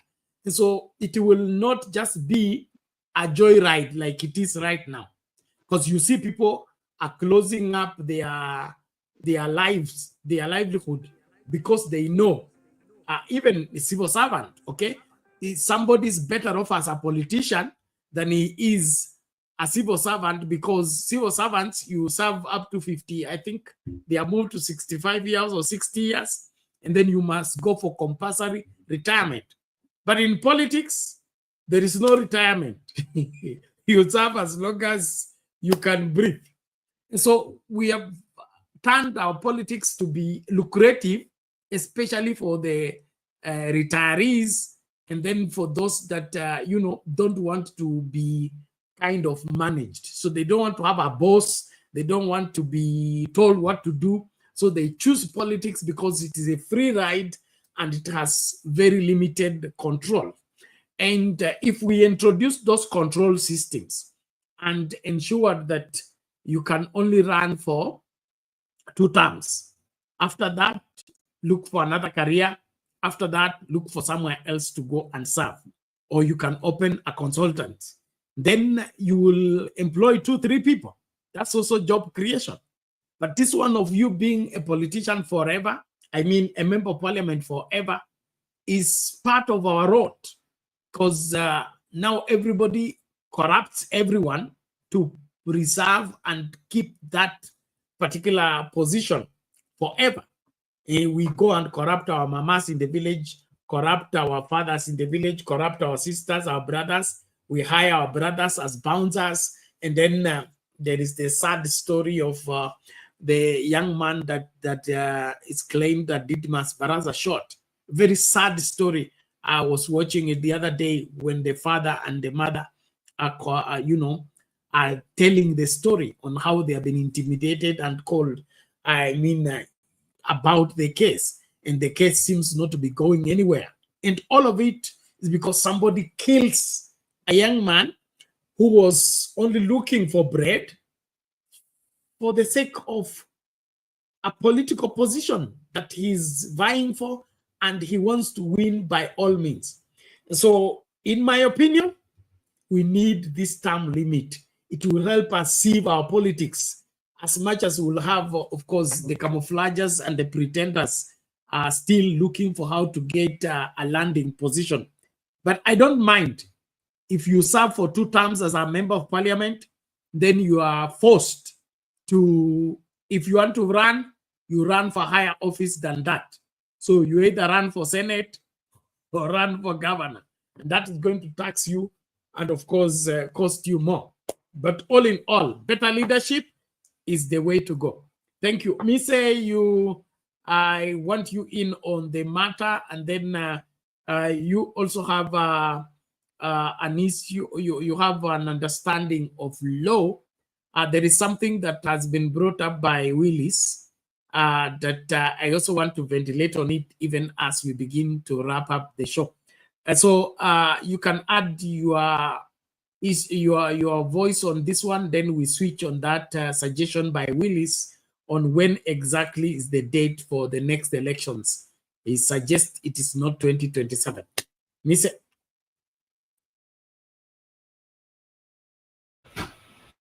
Thank you, Ben.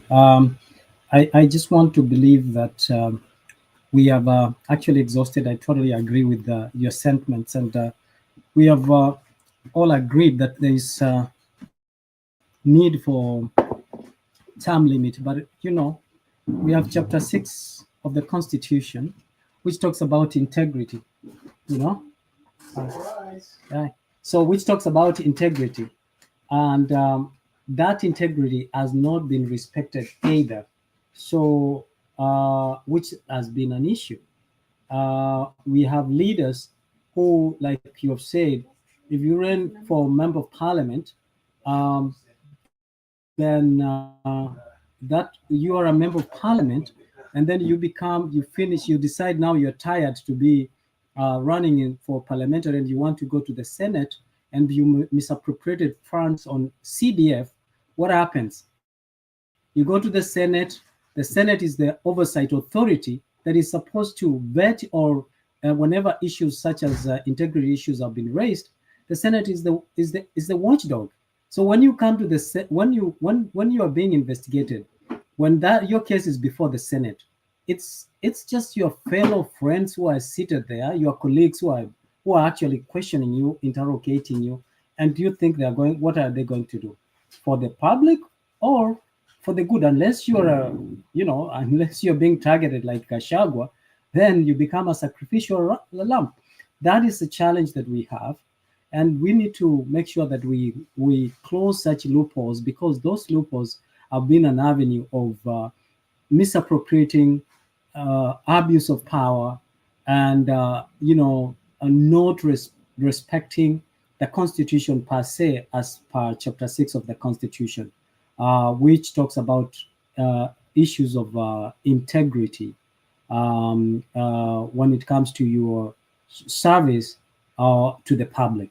So you become a governor, you stole like my governor, who was, I'll give you a classic example. I come from Nyamira County. And Nyamira County, in most recent, you saw the Senator Okongo and Governor Nyaribo at the Senate. Senator Okongo wants to become the governor of Nyamira. Okay? Now gets to the Senate, gets a perfect chance to intimidate the governor. The governor feels like, I'm not going to sit here to intimidate. He's not going to cooperate. Until one senator, I don't remember his name, had to bring in a little bit of decorum and say, we are not going to sit here and degenerate this house for you to settle your political differences at the Senate level. If you have political differences, you need to go back to your county in order to solve those issues. So these are some of the issues of conflict of interest that actually arise when it comes to your tenure or tenure of service. You serve 2 terms as a governor, then you look for a Senate which has no term limit, or you go to Parliament which has no term limit. So those are some of the areas, gray areas, that or you can go even run as a member of county assembly. You still have some power and connection to the government. Therefore, we should have a clear demarcation of power and separation and term limits to ensure that our people are served with decorum, integrity, and patriotism. Bernard, let me tell you, if all of us were like Americans and these other people, who say America first. Their leaders, they say America first, Canada first, UK first. When will we have our leaders coming out and saying Kenya first? Above and beyond Kenya first. Remember the late George Saitoti said, there comes a time when a nation is greater than an individual. When will our leaders come to that reality and say Kenya is greater than their self-interests, and therefore lay foundations like our forefathers who knew, people like Orengo and other champions of democracy, who knew that it might not be them. They might have died. They might have lost their lives, but at least the future generation will enjoy their effort towards what they are doing.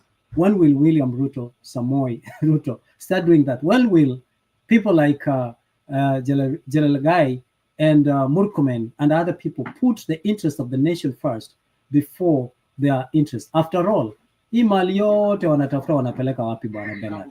We are all dying. And when we die, what kind of legacy are we leaving? Right. Thank you, Miss. That's a sad reality that we are looking the other side when it comes to foresight and having a sense of responsibility as leaders. But I think political power needs to be regulated, and political power needs not to be left in the hands of the political players.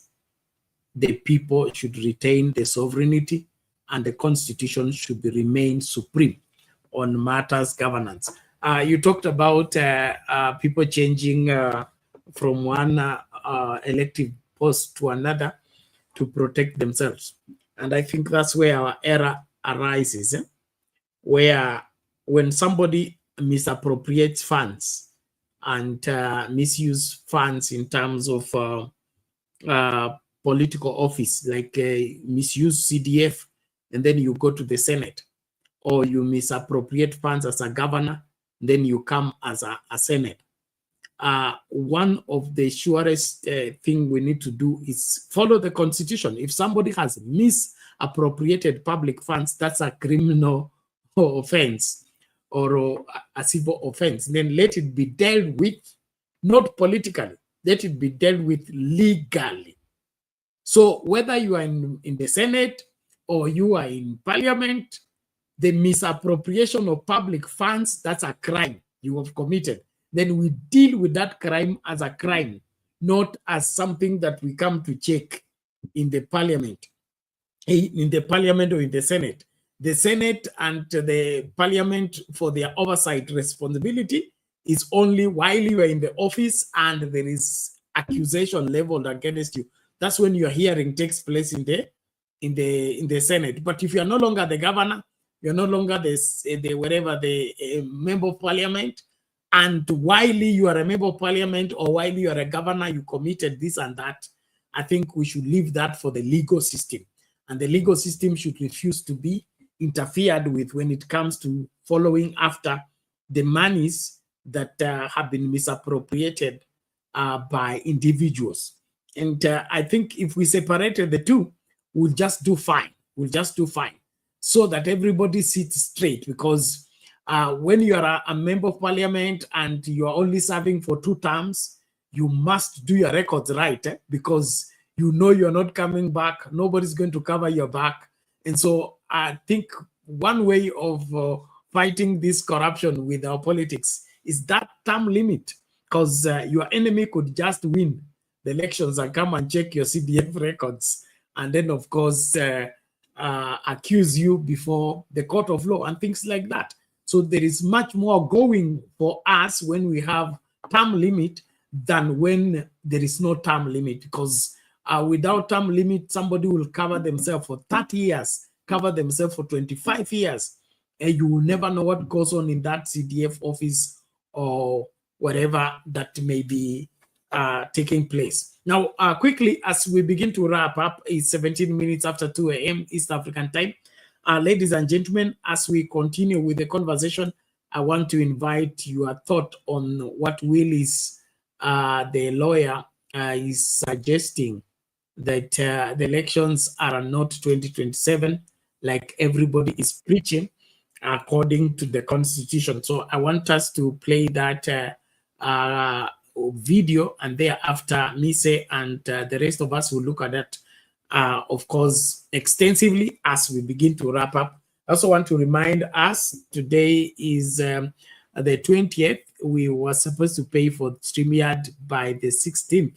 So we are already behind. So tafadhali, michango yenu naipokea kwa ile namba ya kawaida tu, tuweze kulipa StreamYard. StreamYard costs us $50 per month, and we anticipate that from you, wherever you are. And of course, want to appreciate all of you that are supporting the channel and supporting Frank.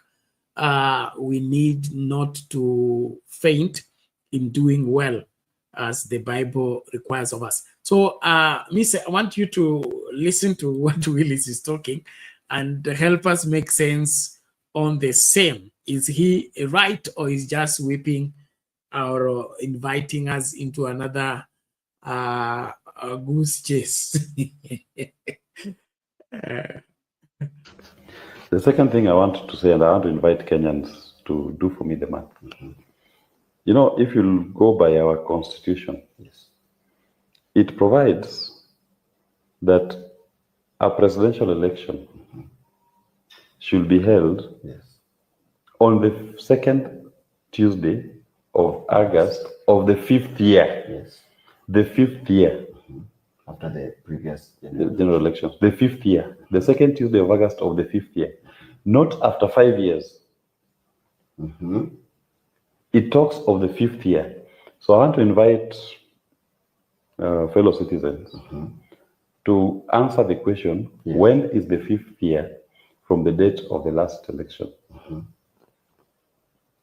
The last general election was held on the 9th of August, 2022. Tell me, when is the 5th year? When does the 5th year begin? The 5th year, according to my own summation, begins on the 10th of August, 2026. Next year. That's when the 5th year begins. That's when it begins. Next year. And when it begins, your constitution, Article 101 and Article 136, tells you that you should hold the presidential elections on the second Tuesday of the 5th year. The first Tuesday is the 11th of August.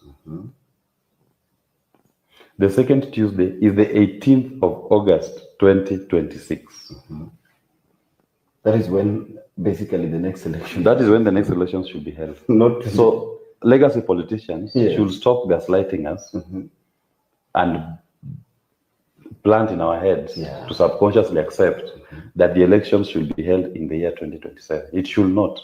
But the term is a 5-year term. There is nowhere in our constitution that says the president shall serve for a 5-year term. That's what I'm telling you. Previously in our constitution, section 9 of the old constitution had specifically provided that the president shall serve for a 5-year term. That terminology was dropped when we came up with the 2010 constitution. It simply said the president shall hold office until the next one is sworn in. And in terms of the swearing in, it is a consequence of an election. The process of coming up with the next president. And that is what leads us to Article 101 and Article 136 of the Constitution, which talks of the date of the presidential elections, the general elections. The election of a president shall be held on the second Tuesday of August of the 5th year. Not after 5 years. Not after 5 years. You know, in the good book, we are told that my people suffer for lack of knowledge and understanding. Kenyans have been suffering for lack of knowledge and understanding. It is right there before you. It's right there before you. Read your constitution. It's not I who came up with it. And Kenyans said we will be doing our elections on the 5th year. Which day of the 5th year? The second Tuesday of August of the 5th year. Not the second Tuesday of August after the 5th year. No. of the fifth year. And to tell you that this interpretation of the law is the correct one. Yeah. In 2017, Uhuru Kenyatta did not serve a 5-year term. From 2013? From 2013, March. Oh, yeah. Until 2017. August. He did not serve a full 5-year term. The elections were held before 5 years lapsed. It is because we were calculating the fifth year, the second Tuesday of August of the fifth year. Yeah. It is only this 2022 that somebody misled us to believe that we don't have to count the fifth year. We should have had the election in 2021. 2021 August. Yes. Or April. No, August. August. It was coming. It was second Tuesday of August. Yeah. So this time now, yes, we've raised this. Let Kenyans do their math and determine which date that is. Yeah. As per the Constitution, not your own perception. Yeah. Not what was there before. So nationally, we've had a national subconsciousness that a term of a president is 5 years. That has been the subconscious thought in our mind. But now I'm telling you the black and white letter of the law. Yeah. It is the second Tuesday of August of the fifth year. Which will be next year, 2026. On the 18th of August.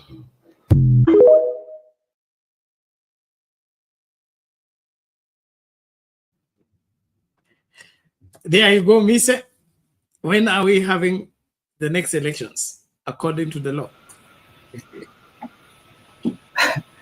Honestly, I don't think I've conceptualized what he has explained, but that is a matter of interpretation, and everyone can interpret the Constitution in their own way and understanding.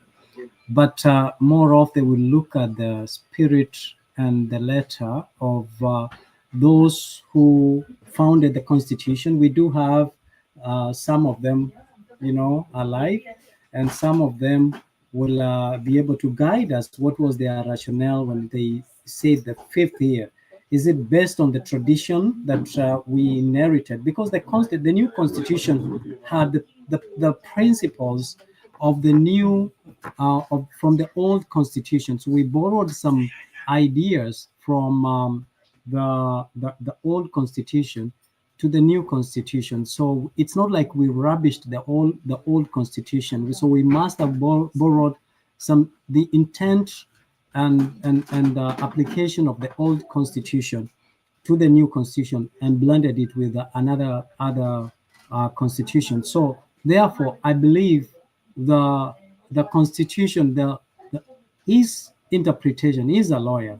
A lawyer can play around with words and all that, but it makes a lot of sense in what he does. But what was the literal meaning of the fifth year? Maybe. So it could be what has been the tradition since inception of the country. What has been the tradition of elections? Is it after 5 years? Is it on the fifth year? And there must have been a projection of the years, both the long year and the short year, because the Tuesdays might not be the same, the ninth day, or might not be on the same day of Tuesday every year. So those are some of the considerations that might have been taken into account before coming conclusively to that conclusion that is the date the Constitution will be held. So that being said, to be honest, that is neither here nor there. It can be how is this going to affect our elections? What is it going to help us to have our elections as per the description or the interpretation of Willis vis-a-vis us having elections in 2027? Is it going to save us money? Is it going to help us dispense the Constitution as it's intended? Is this the critical article or issue or chapter of the Constitution that is undermined, that makes our country to suffer more when it comes to the dispensation of the Constitution? So there are many questions to me that I will look into, but this is a deeper conversation that we have to include people like Otiende Ojienda anaitwa nani, Tom Okinda anaitwa nani? Amolo. Amolo. So There is they were there, James Orengo, and many other people who are there, who are still alive, to tell us what was their rationale, what was their thinking when they meant the 5th year of the Constitution. And since they are alive and they are actively involved, they can give us guidance. This is not a big issue. The big issue is actually Chapter 6 of the Constitution. If Chapter 6 of the Constitution is implemented fully, then the rest of the chapters and articles will be easier, because we will be having integrity in holding and implementing the Constitution. okay. Thank you, Mr. And on the issue of the date for the elections, the Willis interpretation seems to be resonating with what Kenyans want. Kenyans don't want William Ruto one more day in office. The sooner he goes, the better. And that putting in consideration, I think following the Constitution is one way of safeguarding the proper governance of the country. So if the Constitution stipulates clearly that it is on the second Tuesday of the 5th year, then we should find that 5th year. Is it the 5th year or after the 5th year? So that English needs to be well spelled out, and I think a petition needs to be made to the Supreme Court for the accurate interpretation, as much as that may not be the tradition. Then you talked about our old constitution was not done away with. Whatever that was in the old constitution that was adopted in the new constitution was expressly placed in the new constitution. So we are no longer operating by the old constitution, and we can't assume that what was traditionally in the old constitution is still applicable in the new constitution until we have evidence that this was lifted from this constitution, like, of course, the presidential the presidential system of governance, and things like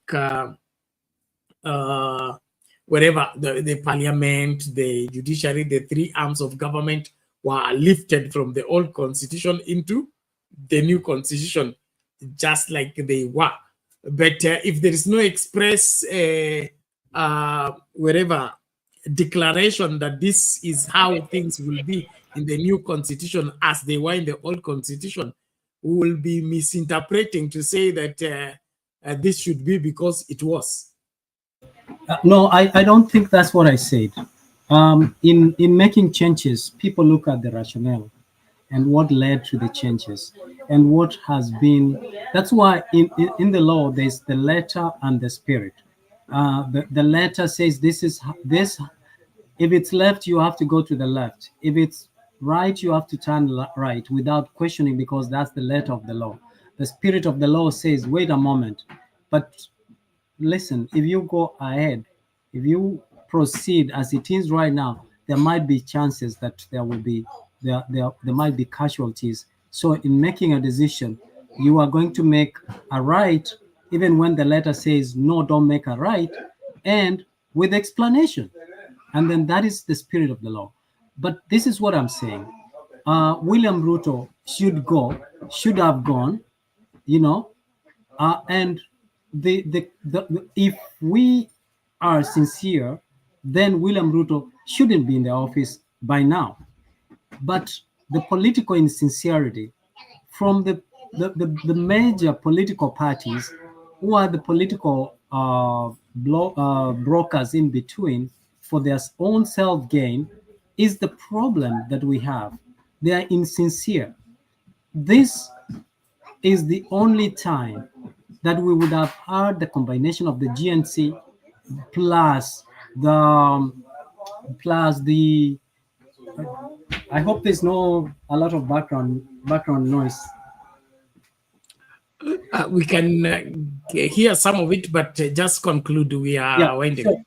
So absolutely. So I think if you realize some of those, I got visitors, so that is why I got a little bit distracted. So I hope you can bear with that. So some of because of political insincerity and selective application of democracy, that is why we are having the current problem that we have. If you listen to the speech of one William Samoei Ruto when he went to the burial of the bodyguard of Raila Amolo Odinga, he said that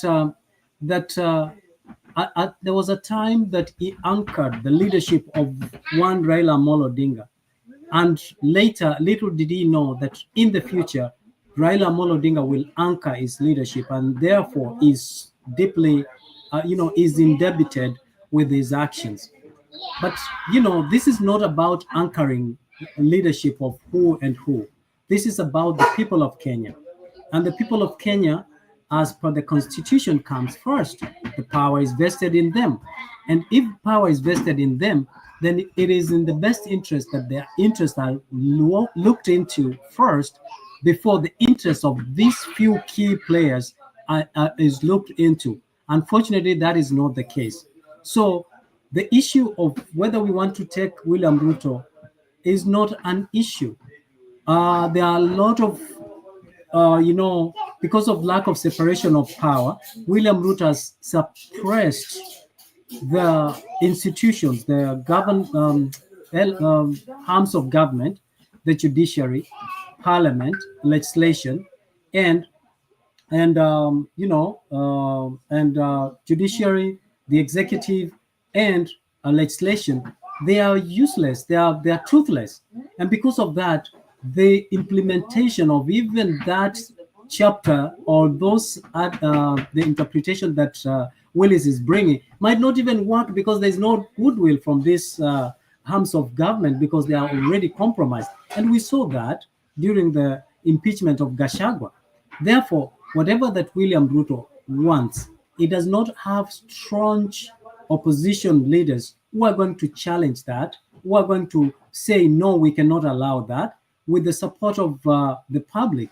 But yet we have the opposition who are actually dancing to the tune and are supporting William Ruto's inadequacies in governance, and that is the challenge that we have. The issue is not the time that the election will be held. The issue is the goodwill to dispense of the dispensation and implementation of the current constitution. Okay. Thank you, Mise. And we will revisit this subject, I think, in the next show, because it's an important one and a third one. But I would also just want to throw this in. Our really focus should be: are we enforcing the law, or are we enforcing the wishes of Kenyans? And I'm saying that in terms of the William Ruto and how he got into office, and the ratification of his election by the Supreme Court, his legally, and of course the power transfer taking place according to the Constitution, Uhuru Kenyatta handing over power to him, and that places him in office legally according to the Constitution. And now getting rid of him, are we going to apply the constitutional means or the unconstitutional means? And if it is the constitutional means or the unconstitutional means, which one should we side with? Do we side with the constitutional way of dealing with things, or unconstitutional? Because it appears that we are so much into getting rid of William Ruto, but unconventionally than conventionally. And why is that the case? I don't get it. Is it that it is easier? Is it that it's a shortcut, or why? But from the look of things, we must be prepared for everything. And what I will also say about that Willie's suggestion is that he is a lawyer. He was in the Supreme Court. Let him make his threat good by going to the Supreme Court and petitioning so that instead of 2027, let's have election in 2026. The earlier, the better, as long as Ruto can go. Lala, thank you. Welcome back. I think you give your views on the same as we close. We are 23 minutes to 3 a.m. East African time.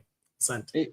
Well, I missed that conversation because I needed something, take care of something, so I didn't get that conversation you had with, with Mise on Willis. But I just want to emphasize something that was discussed a little earlier, and that is there's a trend, the thinking that the youth can do it better. The reason why we get the older ones is because they've been there too long. That may be true, and the youth may be needed to be in government to contribute, but a government need all hands. Because remember when Ruto and even came in early days, and who they were the young. I think the argument was actually we want these young people to take over, and run things, and I think it's been a disaster. So leadership to me can come from a very young person who knows what they're doing. They need some grooming and some help a little bit, okay? Which of course you suggest that people like Kalonzo should be mentoring.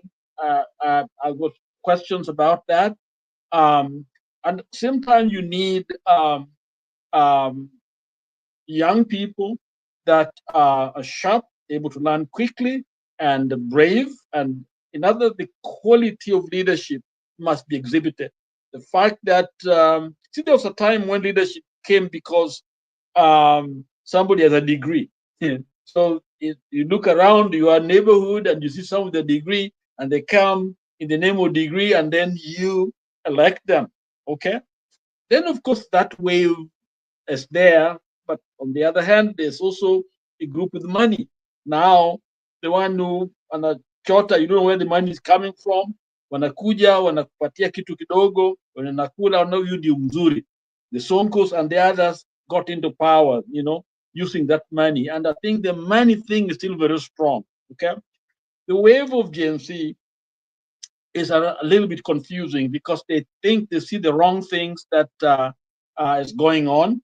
But at the same time, there's a lot of anger, frustration, which of course brings in vengeance and that kind of, we can do it better. Just like my friend, all of a sudden they get this uniform, he didn't know now what to do. He said, I froze because they never thought of governing, running a country. You thought you could do it from outside, like we all have ideas that need to take place. But if you look at mature democracies, you see a mixture of both. So mentoring doesn't have to come from just an older person, but also, for example, I've got no problem the former VP Kalonzo became president. If he's clean, if he's got a good record and all that, age should be a factor, okay? But the idea of blocking youth because they're still learning, that also should not be allowed, because all these guys became leaders when they were in their 30s. The Boyas and others, they were young people, they were leaders. So leadership is not, age does not really bring it. Neither youth, brings it because you come from Harvard, you graduated and all that. There's much more to it. And that's why I think sober-minded, people will think deeply, look at character, look at how well they've done, and put them together. And they need the support, because right now the support is not there for good leadership, because everybody wants something. They want a little bit of a loot here and there. So even if you put Matiangi, anybody you put in there, there's nothing they're going to do unless we change our mental thinking, a culture here where a leadership comes and then everything is skewed towards one place or the other. And that's why I think ODM has to be very, very careful. Ruto can bribe you so that you can bring development in a particular place, which is justified because they've never had anything else. But if it is at the expense of other places, then it's going to backfire. So that's why the clear thinking is needed. We need to debate. We need to talk as Kenyans. We need to make good decisions, not just talking. So my hope is that the ODM and others are listening, and because they're between a rock and a hard place. Okay, I don't think they have gone into the government. My thinking, and I think good ideas are there, better than I think on the other side. That's for a fact. The question is, are they misusing that little window? Are they using it carefully? Because I think it's not that wrong for us to hang in there, see how make things change. Because clearly, I think it's Onyonka who was talking and saying, if things went down the same way had been projected during Mandamano, then we would have had maybe Makuri as a leader. And the question is, can he run a country? And I think you raised that issue. So let us be sober. Let us, a channel like this one, let us think. Let us put our ideas together. It is us, God, depending on our mind, on our brain, our thinking to save our country. If you are out there only getting angry and not even coming and talking and testing your, those ideas you have, I think you're doing a disservice to our nation. Let's all come in here and thank God for Bernard. Bernard, thank you for what you're doing for us. We are happy to be here, and Mise, I'm learning some good ideas from you, and I'm older, but they're provoking my thinking, and this is what we need: debate. That's how good governance comes. It doesn't come. It's not a miracle. It just doesn't come because we prayed so much.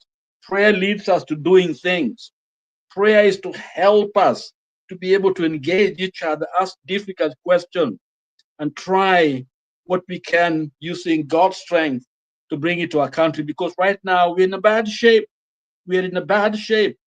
The fact that we are not fighting physically, things are not good. So we must talk, we must engage, and we must come with those ideas that can help us to put this country together. Okay. So instead of demonizing other people, let's actually engage them and talk. Back to you, Bernard. Bernard, maybe I wanted to clarify something about the age. Lala, we have leaders who are old in age but young in mind. So that is also a factor that I wanted you to know. But I just wanted, that being said, I have one interest in one profile, and I want you to look at it. Maybe sometimes we don't, because I don't know, but we have not taken time to study leader by leader in our country. I took time to look at I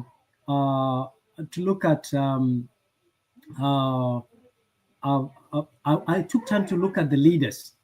For example, I started in 2013. I started asking myself, why would someone bomb and kill a lot of people for no good reason? And therefore, I went back and started, reading about some leaders. I read about Muammar Gaddafi, Hugo Chavez, Fidel Castro, all the history, George Bush, and all that.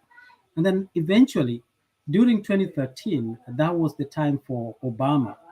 And I started looking at Obama's leadership compared to the previous, to Bill Clinton, George Bush, and how much, how many military boots we had on the grounds versus the time of Obama.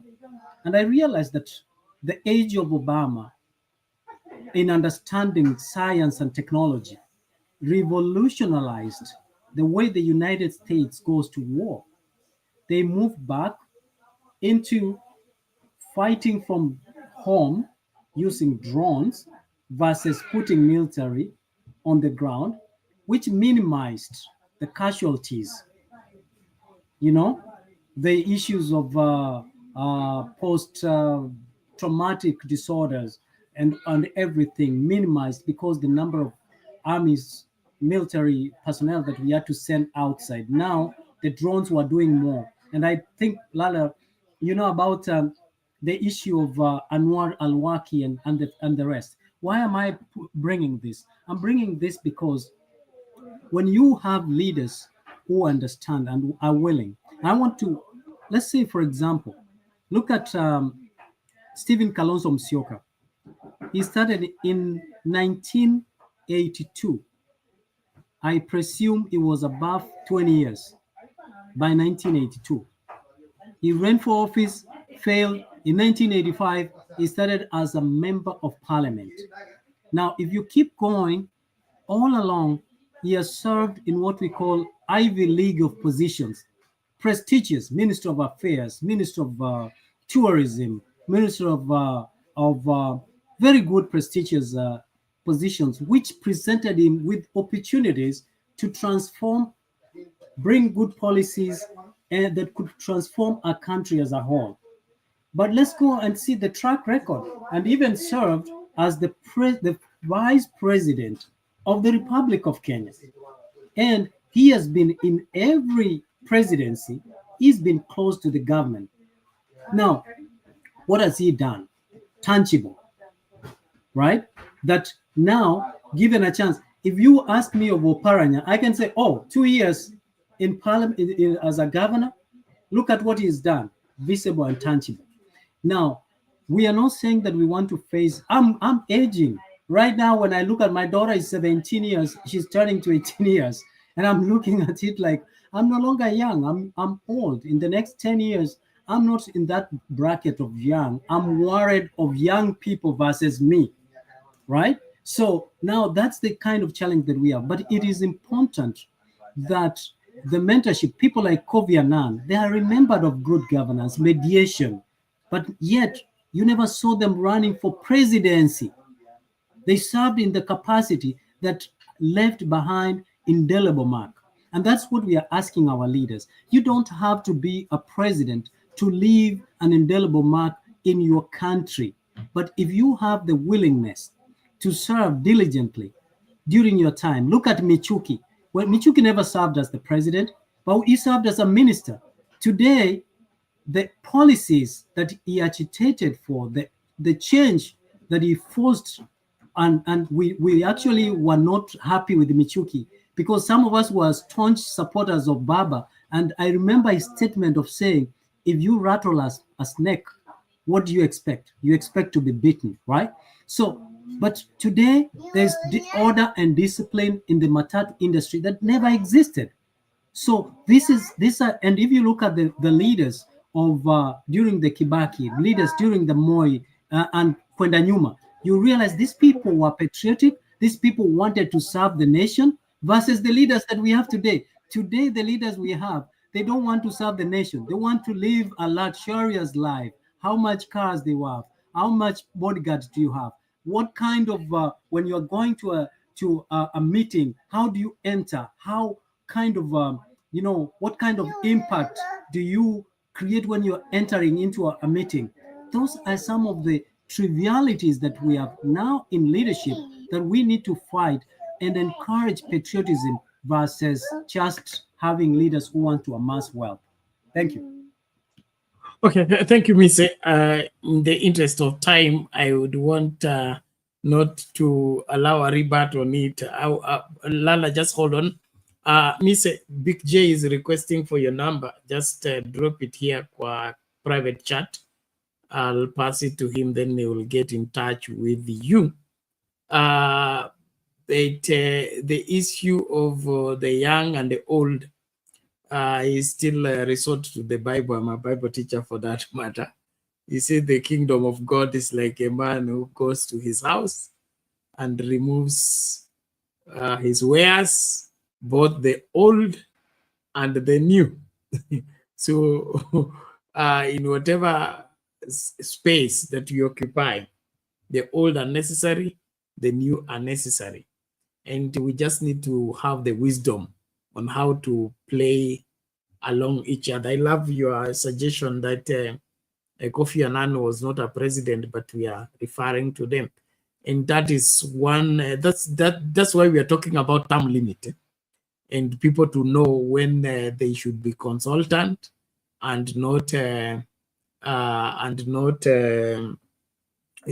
it's time for them to do consultancy other than active involvement into the politics thereof. And as for now, I don't think we are in, we need that politics of personality. Where we have reached as a country, we need to put together a team like that, which we did in 2002 for the recovery of the country. Not one man is going to be able to get this thing done. And even if we get the best of the best, as long as the people serving with him are not effective, they wouldn't have much happening. And so I would want that Kenya, we should cast our net wide, our eyes wide in the determining the future. Not one individual is capable of fixing this country.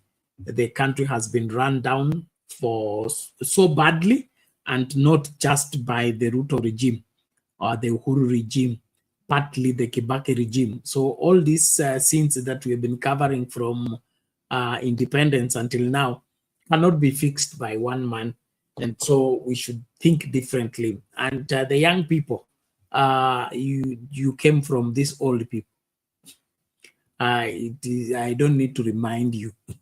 And so when you forget your roots, you become rootless. And without rootless, you die. I mean, you dry up, even if you want to stay alive. So let us find a way to cleverly and wisely harness, learn from their mistakes, correct their mistakes, and build a future. The change we are looking for, we must build for the same. It can't happen. Happenings don't make much happen. So I don't want to dwell much more there, because I want to end the show in good time. Me say that does it have a code number or a plus something? Help me with it. Lala, you were +1. saying, Let me write it in full. It's +1, just like United States. Okay. Lala, please summarize for us as we close, please. And then just to bring up to speed, Willis, I will forward the video to you. It's suggesting that the Constitution says the general elections should take place on the second Tuesday of the 5th year of that is the 5th year, meaning not after 5 years, but the 5th year. So he's trying to play around with those numbers and says, if that is the case, and that is what he sees in the Constitution, then the election should not be in 2027, but should actually be in August 2026 on the 18th. Things like that. So you will look at it, and then probably you give your verdict. Who will be pursuing the same direction of thought in the next show. So let's research more on the same, because we need to give Kenyans a good landing place. Thank you.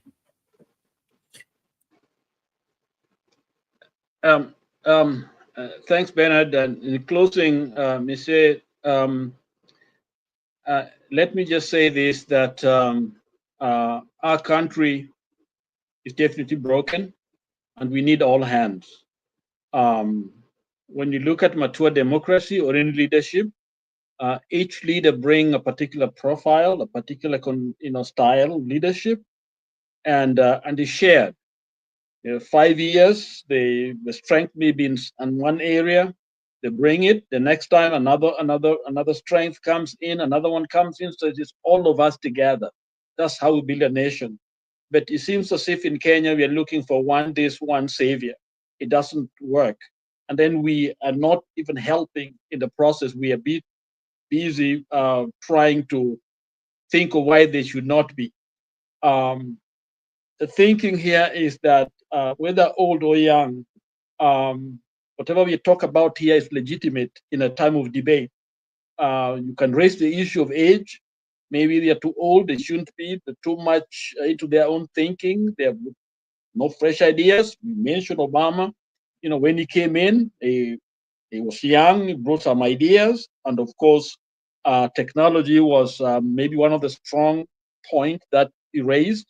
But then there's a working institution called that they found there, the military, forward-thinking people, and I've seen some challenges that you bring in everyone. For example, Obama is the one who got for us Osama bin Laden. Remember what he did in Nairobi on death with this, whatever is terroristic agenda. Of course, they have legitimate concern for their own country, but we know Osama. And we are told, and this is a speech, a discussion, or a meeting that took place in the White House. And Biden was the vice president. And a team, the war room, they were in there to discuss when they had intelligence that they knew where this man was.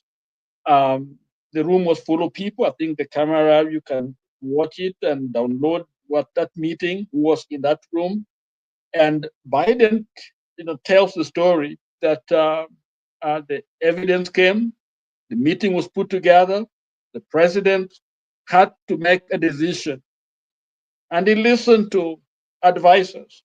Some are saying we can't go; it's too dangerous. Remember, Osama was staying very close to the headquarters of Pakistani, military headquarters, which means you can't go in there without their detection. It's a very dangerous mission. Others say that would be a disaster because they remember the Qatar tried to do the same thing to rescue people in Iran. It was a disaster and they lost its election. So Obama's campaign election was pegged on that particular decision. So he listened to people who said, no, you can't go. The other group said, no, let's try it. And Biden says he left them after the arguing for a long time. He went out to the balcony of the White House and stood there by himself. And this is where, let me tell you this, maybe something about myself, okay? That week had sent him Psalm 91. The president, I never asked him that question. And so I'm just wondering, was he thinking about Psalms 91? Because it actually describes some kind of a rescuing, the terror by night, will not strike on you, God's way of rescuing. And when he came back to the room, Biden says, he told them, we are going for it. Being alone in the balcony, that's where he was considering those arguments. And I believe, I've never asked, I will ask someday, what was in his mind. And coming back, he said, we are going for it. A leader has to make certain tough decisions, but it has to be informed by science, awareness, understanding. Professionals that were there, they aided in making a decision. And Kenya can only move forward if we have the best in the room making decisions. And the best can be young, can be old, and they can be young people who have got these new ideas. Those are the best that we have, and we must get the best that we have if we want to develop. So I believe that discussion like this is great because it allows us to interrogate, some of those ideas that are out there, what people are talking and saying, and then we kind of bridge the gap of this tribalistic thinking, which are really self-centered, and people are full of themselves, and we kind of get rid of that because it will take all of us sitting like in a war room to come up with a script that will save us from this Armageddon that if we don't take care of ourselves, we end ourselves in. So as we close, I want to simply say, let us do the things the right way. Let us love our nation, our country. Let us sacrifice for it. The constitution that we copied was the U.S. Constitution. Okay, and we are very close. And also, Okoth Ogendo, who was the vice chair, gave his life for this constitution. It took a lot of work for that. If you can read, find out. And my mom and Okoth Ogendo mom are sisters. And so I have something personal around that constitution. It's a good one. And if we can just put it into practice, I think, and all of us support it, we can save our country. Thank you, Bernard. Thank you, Mise. Thank you, DJ, and all of you in the background. Asanteni. Thank you, Lala. Just hold on. We Mkenya mkora, wewe tulikubalianaje? Mambo afanyika hii dunia bwana, nilishikwa nilichapwa abduction. Abduction ama ulienda njia ya msalaba? That's you. Kwa sababu ulimisi asubuhi, so ukaona wewe ufanya ya kwako umechelewa. Nilishikwa kidogo hapa na Subaru boys wanasumbua. Pole basi, haya tupatie mambo yako mawili matatu, sisi tulikuwa tumefungasha ni saa 9. Asante Bernard, I thank you so much for this forum. I thank you, Lala. Asante sana. I don't know where Mise went, but it's been a long time since I've seen Mise on our forums. But I really do appreciate. Bernard, I really apologize. I know we were supposed to come into the show together, but like I said, Subaru boys happened, but it's not the Subaru, the Kenyan ones. Another Subaru boy came up. So, elewa tu pole. I ask for forgiveness for that one. But no, Bernard, I think it's a great conversation. I think this started from Benin. Actually, we in Kenya has started this conversation of how long, and for us, we were not talking about the term limits in the first place. We were talking about, and this is something that is so pertinent for me, Bernard and Lala, because this is something that we've been asking ourselves. We came up talking about career politicians. So that was the narrative we had, asking ourselves, do we really need career politicians? And why do people go to school and study medicine and end up never practicing medicine but being in politics? I mean, even right now, some of us, even the millennials, I'm not going to talk about the Gen Zs, the millennials, some of us, you'll find that there's that one politician that you've known since you were born. And that is their career. Some of them, yes, they lose election, they go, they come back again. Look at Boni Karwale. Look at, I don't want to mention some other people because it might not make the point that I'm trying to push home. But you'll realize when you look around, you'll find out that there's people who they can call themselves doctors, but all you've ever seen them is in the precincts of parliament, precincts of Senate, the precincts of, I don't know, they did this, they came back, Bernard, I think when we come to politics, it needs to be public servants. It started with Benin. We started it, but Benin took it to a different level. And I'm glad this other guy now is bringing that petition of, listen, 2 terms done. However, be an MCA, be a whatever. And Bernard, I wish we are trying to be encrypted in that, also in that petition, to where even if you are an MCA and you did your 2 terms, don't come back telling us now you're moving to an MP. Then after that, then you're moving into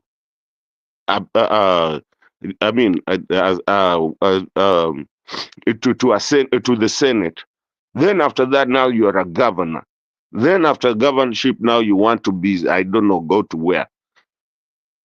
Choose where you want to serve.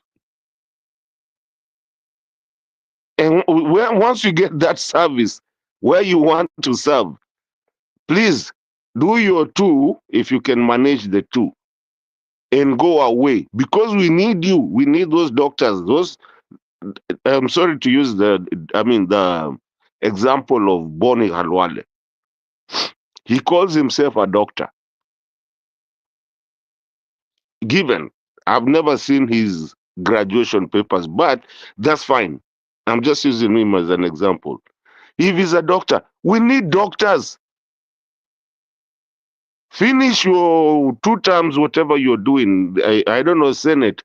Finish and go back and educate people in the doctorate area or whatever it is that you went to school for. And that is the thing. And Bernard, let me tell you the one thing that will be so nice about this whole thing, if you were to go through, and if Kenyans we could sit down and really do this, then that is the point that Bernard, 2 years ago, we were talking about. Make it very expensive for politicians to be in that seat. Because after those two terms, you're done.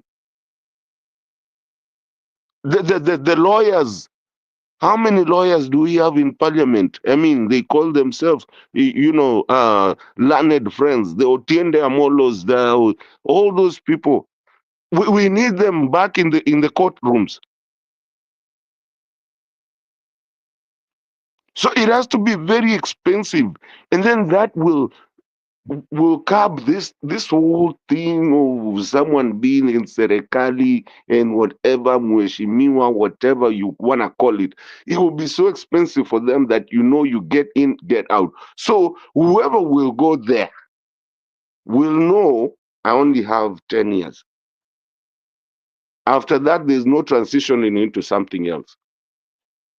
It's transitioning back to what you schooled for, or your private, whatever it is. Go open, if you are a lawyer, go open a law firm. Kenyans will need you. There was and there was this I think is I can't remember where he is from, the deputy governor Bernard we were talking about earlier, the one that is now Anauza Kuni, right? So when you see someone like that, and you might end up like that if you leave the governor or the deputy governor, then it means then you get serious in what you're doing. You're not there now. He's asking for people the government to help him to do whatever. No, the government should not help you doing whatever. The government is transitional. There's other people that also want to be in the government. Leave the government alone. You are there. What did you do? Go back. Why did you leave your private practice for you to come and start asking the government to do whatever because you serve the government? No. You serve, you go. I'm serious, Bernard. This is something. You serve, go. Secure yourself while you're in the government. Sawa Mkwana, naomba hivi. We will continue with this subject in the next show. Thank you. In the interest of time, we have not exhausted. There is also the twist of Willis. Anasema elections in 2027 ni 2026. So hiyo mambo yote taweka pamoja, will continue into the same. But I love your drift. I support it. We must have some control. This permanent political career life needs to be controlled, because we cannot have same people presiding over our resources to a level whereby now they have made those seats hereditary. That if Kalonzo wants to pass, to move out, he leaves to Kalonzo Jr. If Raila wants to move out, I must go and bring Winnie. And then Ruto will now leave us George, who is giving us problems on the Matatu sector. And, so this Nini needs to be broken. That cycle needs to be broken. And for it to be broken, let the career not be guaranteed that you will serve for a lifetime. If you can't give your 10 years to serve the people, don't give us any time at all. And if the 10 years you won't do much, we'll have another opportunity to get another person to do what should be done. I really want to salute every one of us for being part and parcel of the conversation. Please, I want to urge you, let us call it a day there. I have very few, like 3 hours, and then it will be whatever Resurrection Sunday service. And so I beg, ukiruhusu mimi nikwende, unaona nishavaa tai tayari. So niweke mambo pamoja ili tusiharibie huko tukitengeneza huko, lakini tunawashukuru. The last 3 days it's been very hectic to keep the show running. There is somebody, I don't know whether it's somebody or what, our service providers have had issues with the internet. It could not even hold a voice call or even watch a video. So that is part of what has interfered with our operations, as well as when Nairobi begins to rain, the power becomes something else altogether. So we've been hit from both sides. That is the reason we've been off. But now we're back, and we pray for strength and grace to be here every day, because we must chart the way forward for the country by insisting on what is true.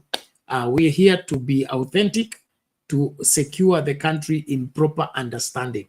And the confusing part of the politics, we will wade ourselves into it, but for the purpose of streamlining the information that is out there. And then, of course, getting you to make your decision based on what is valid. So for now, I want to end this like an African folk song. I will ask Lala to pray for us, pray for the country, and we get out of here right away. Lala, please. Thank you.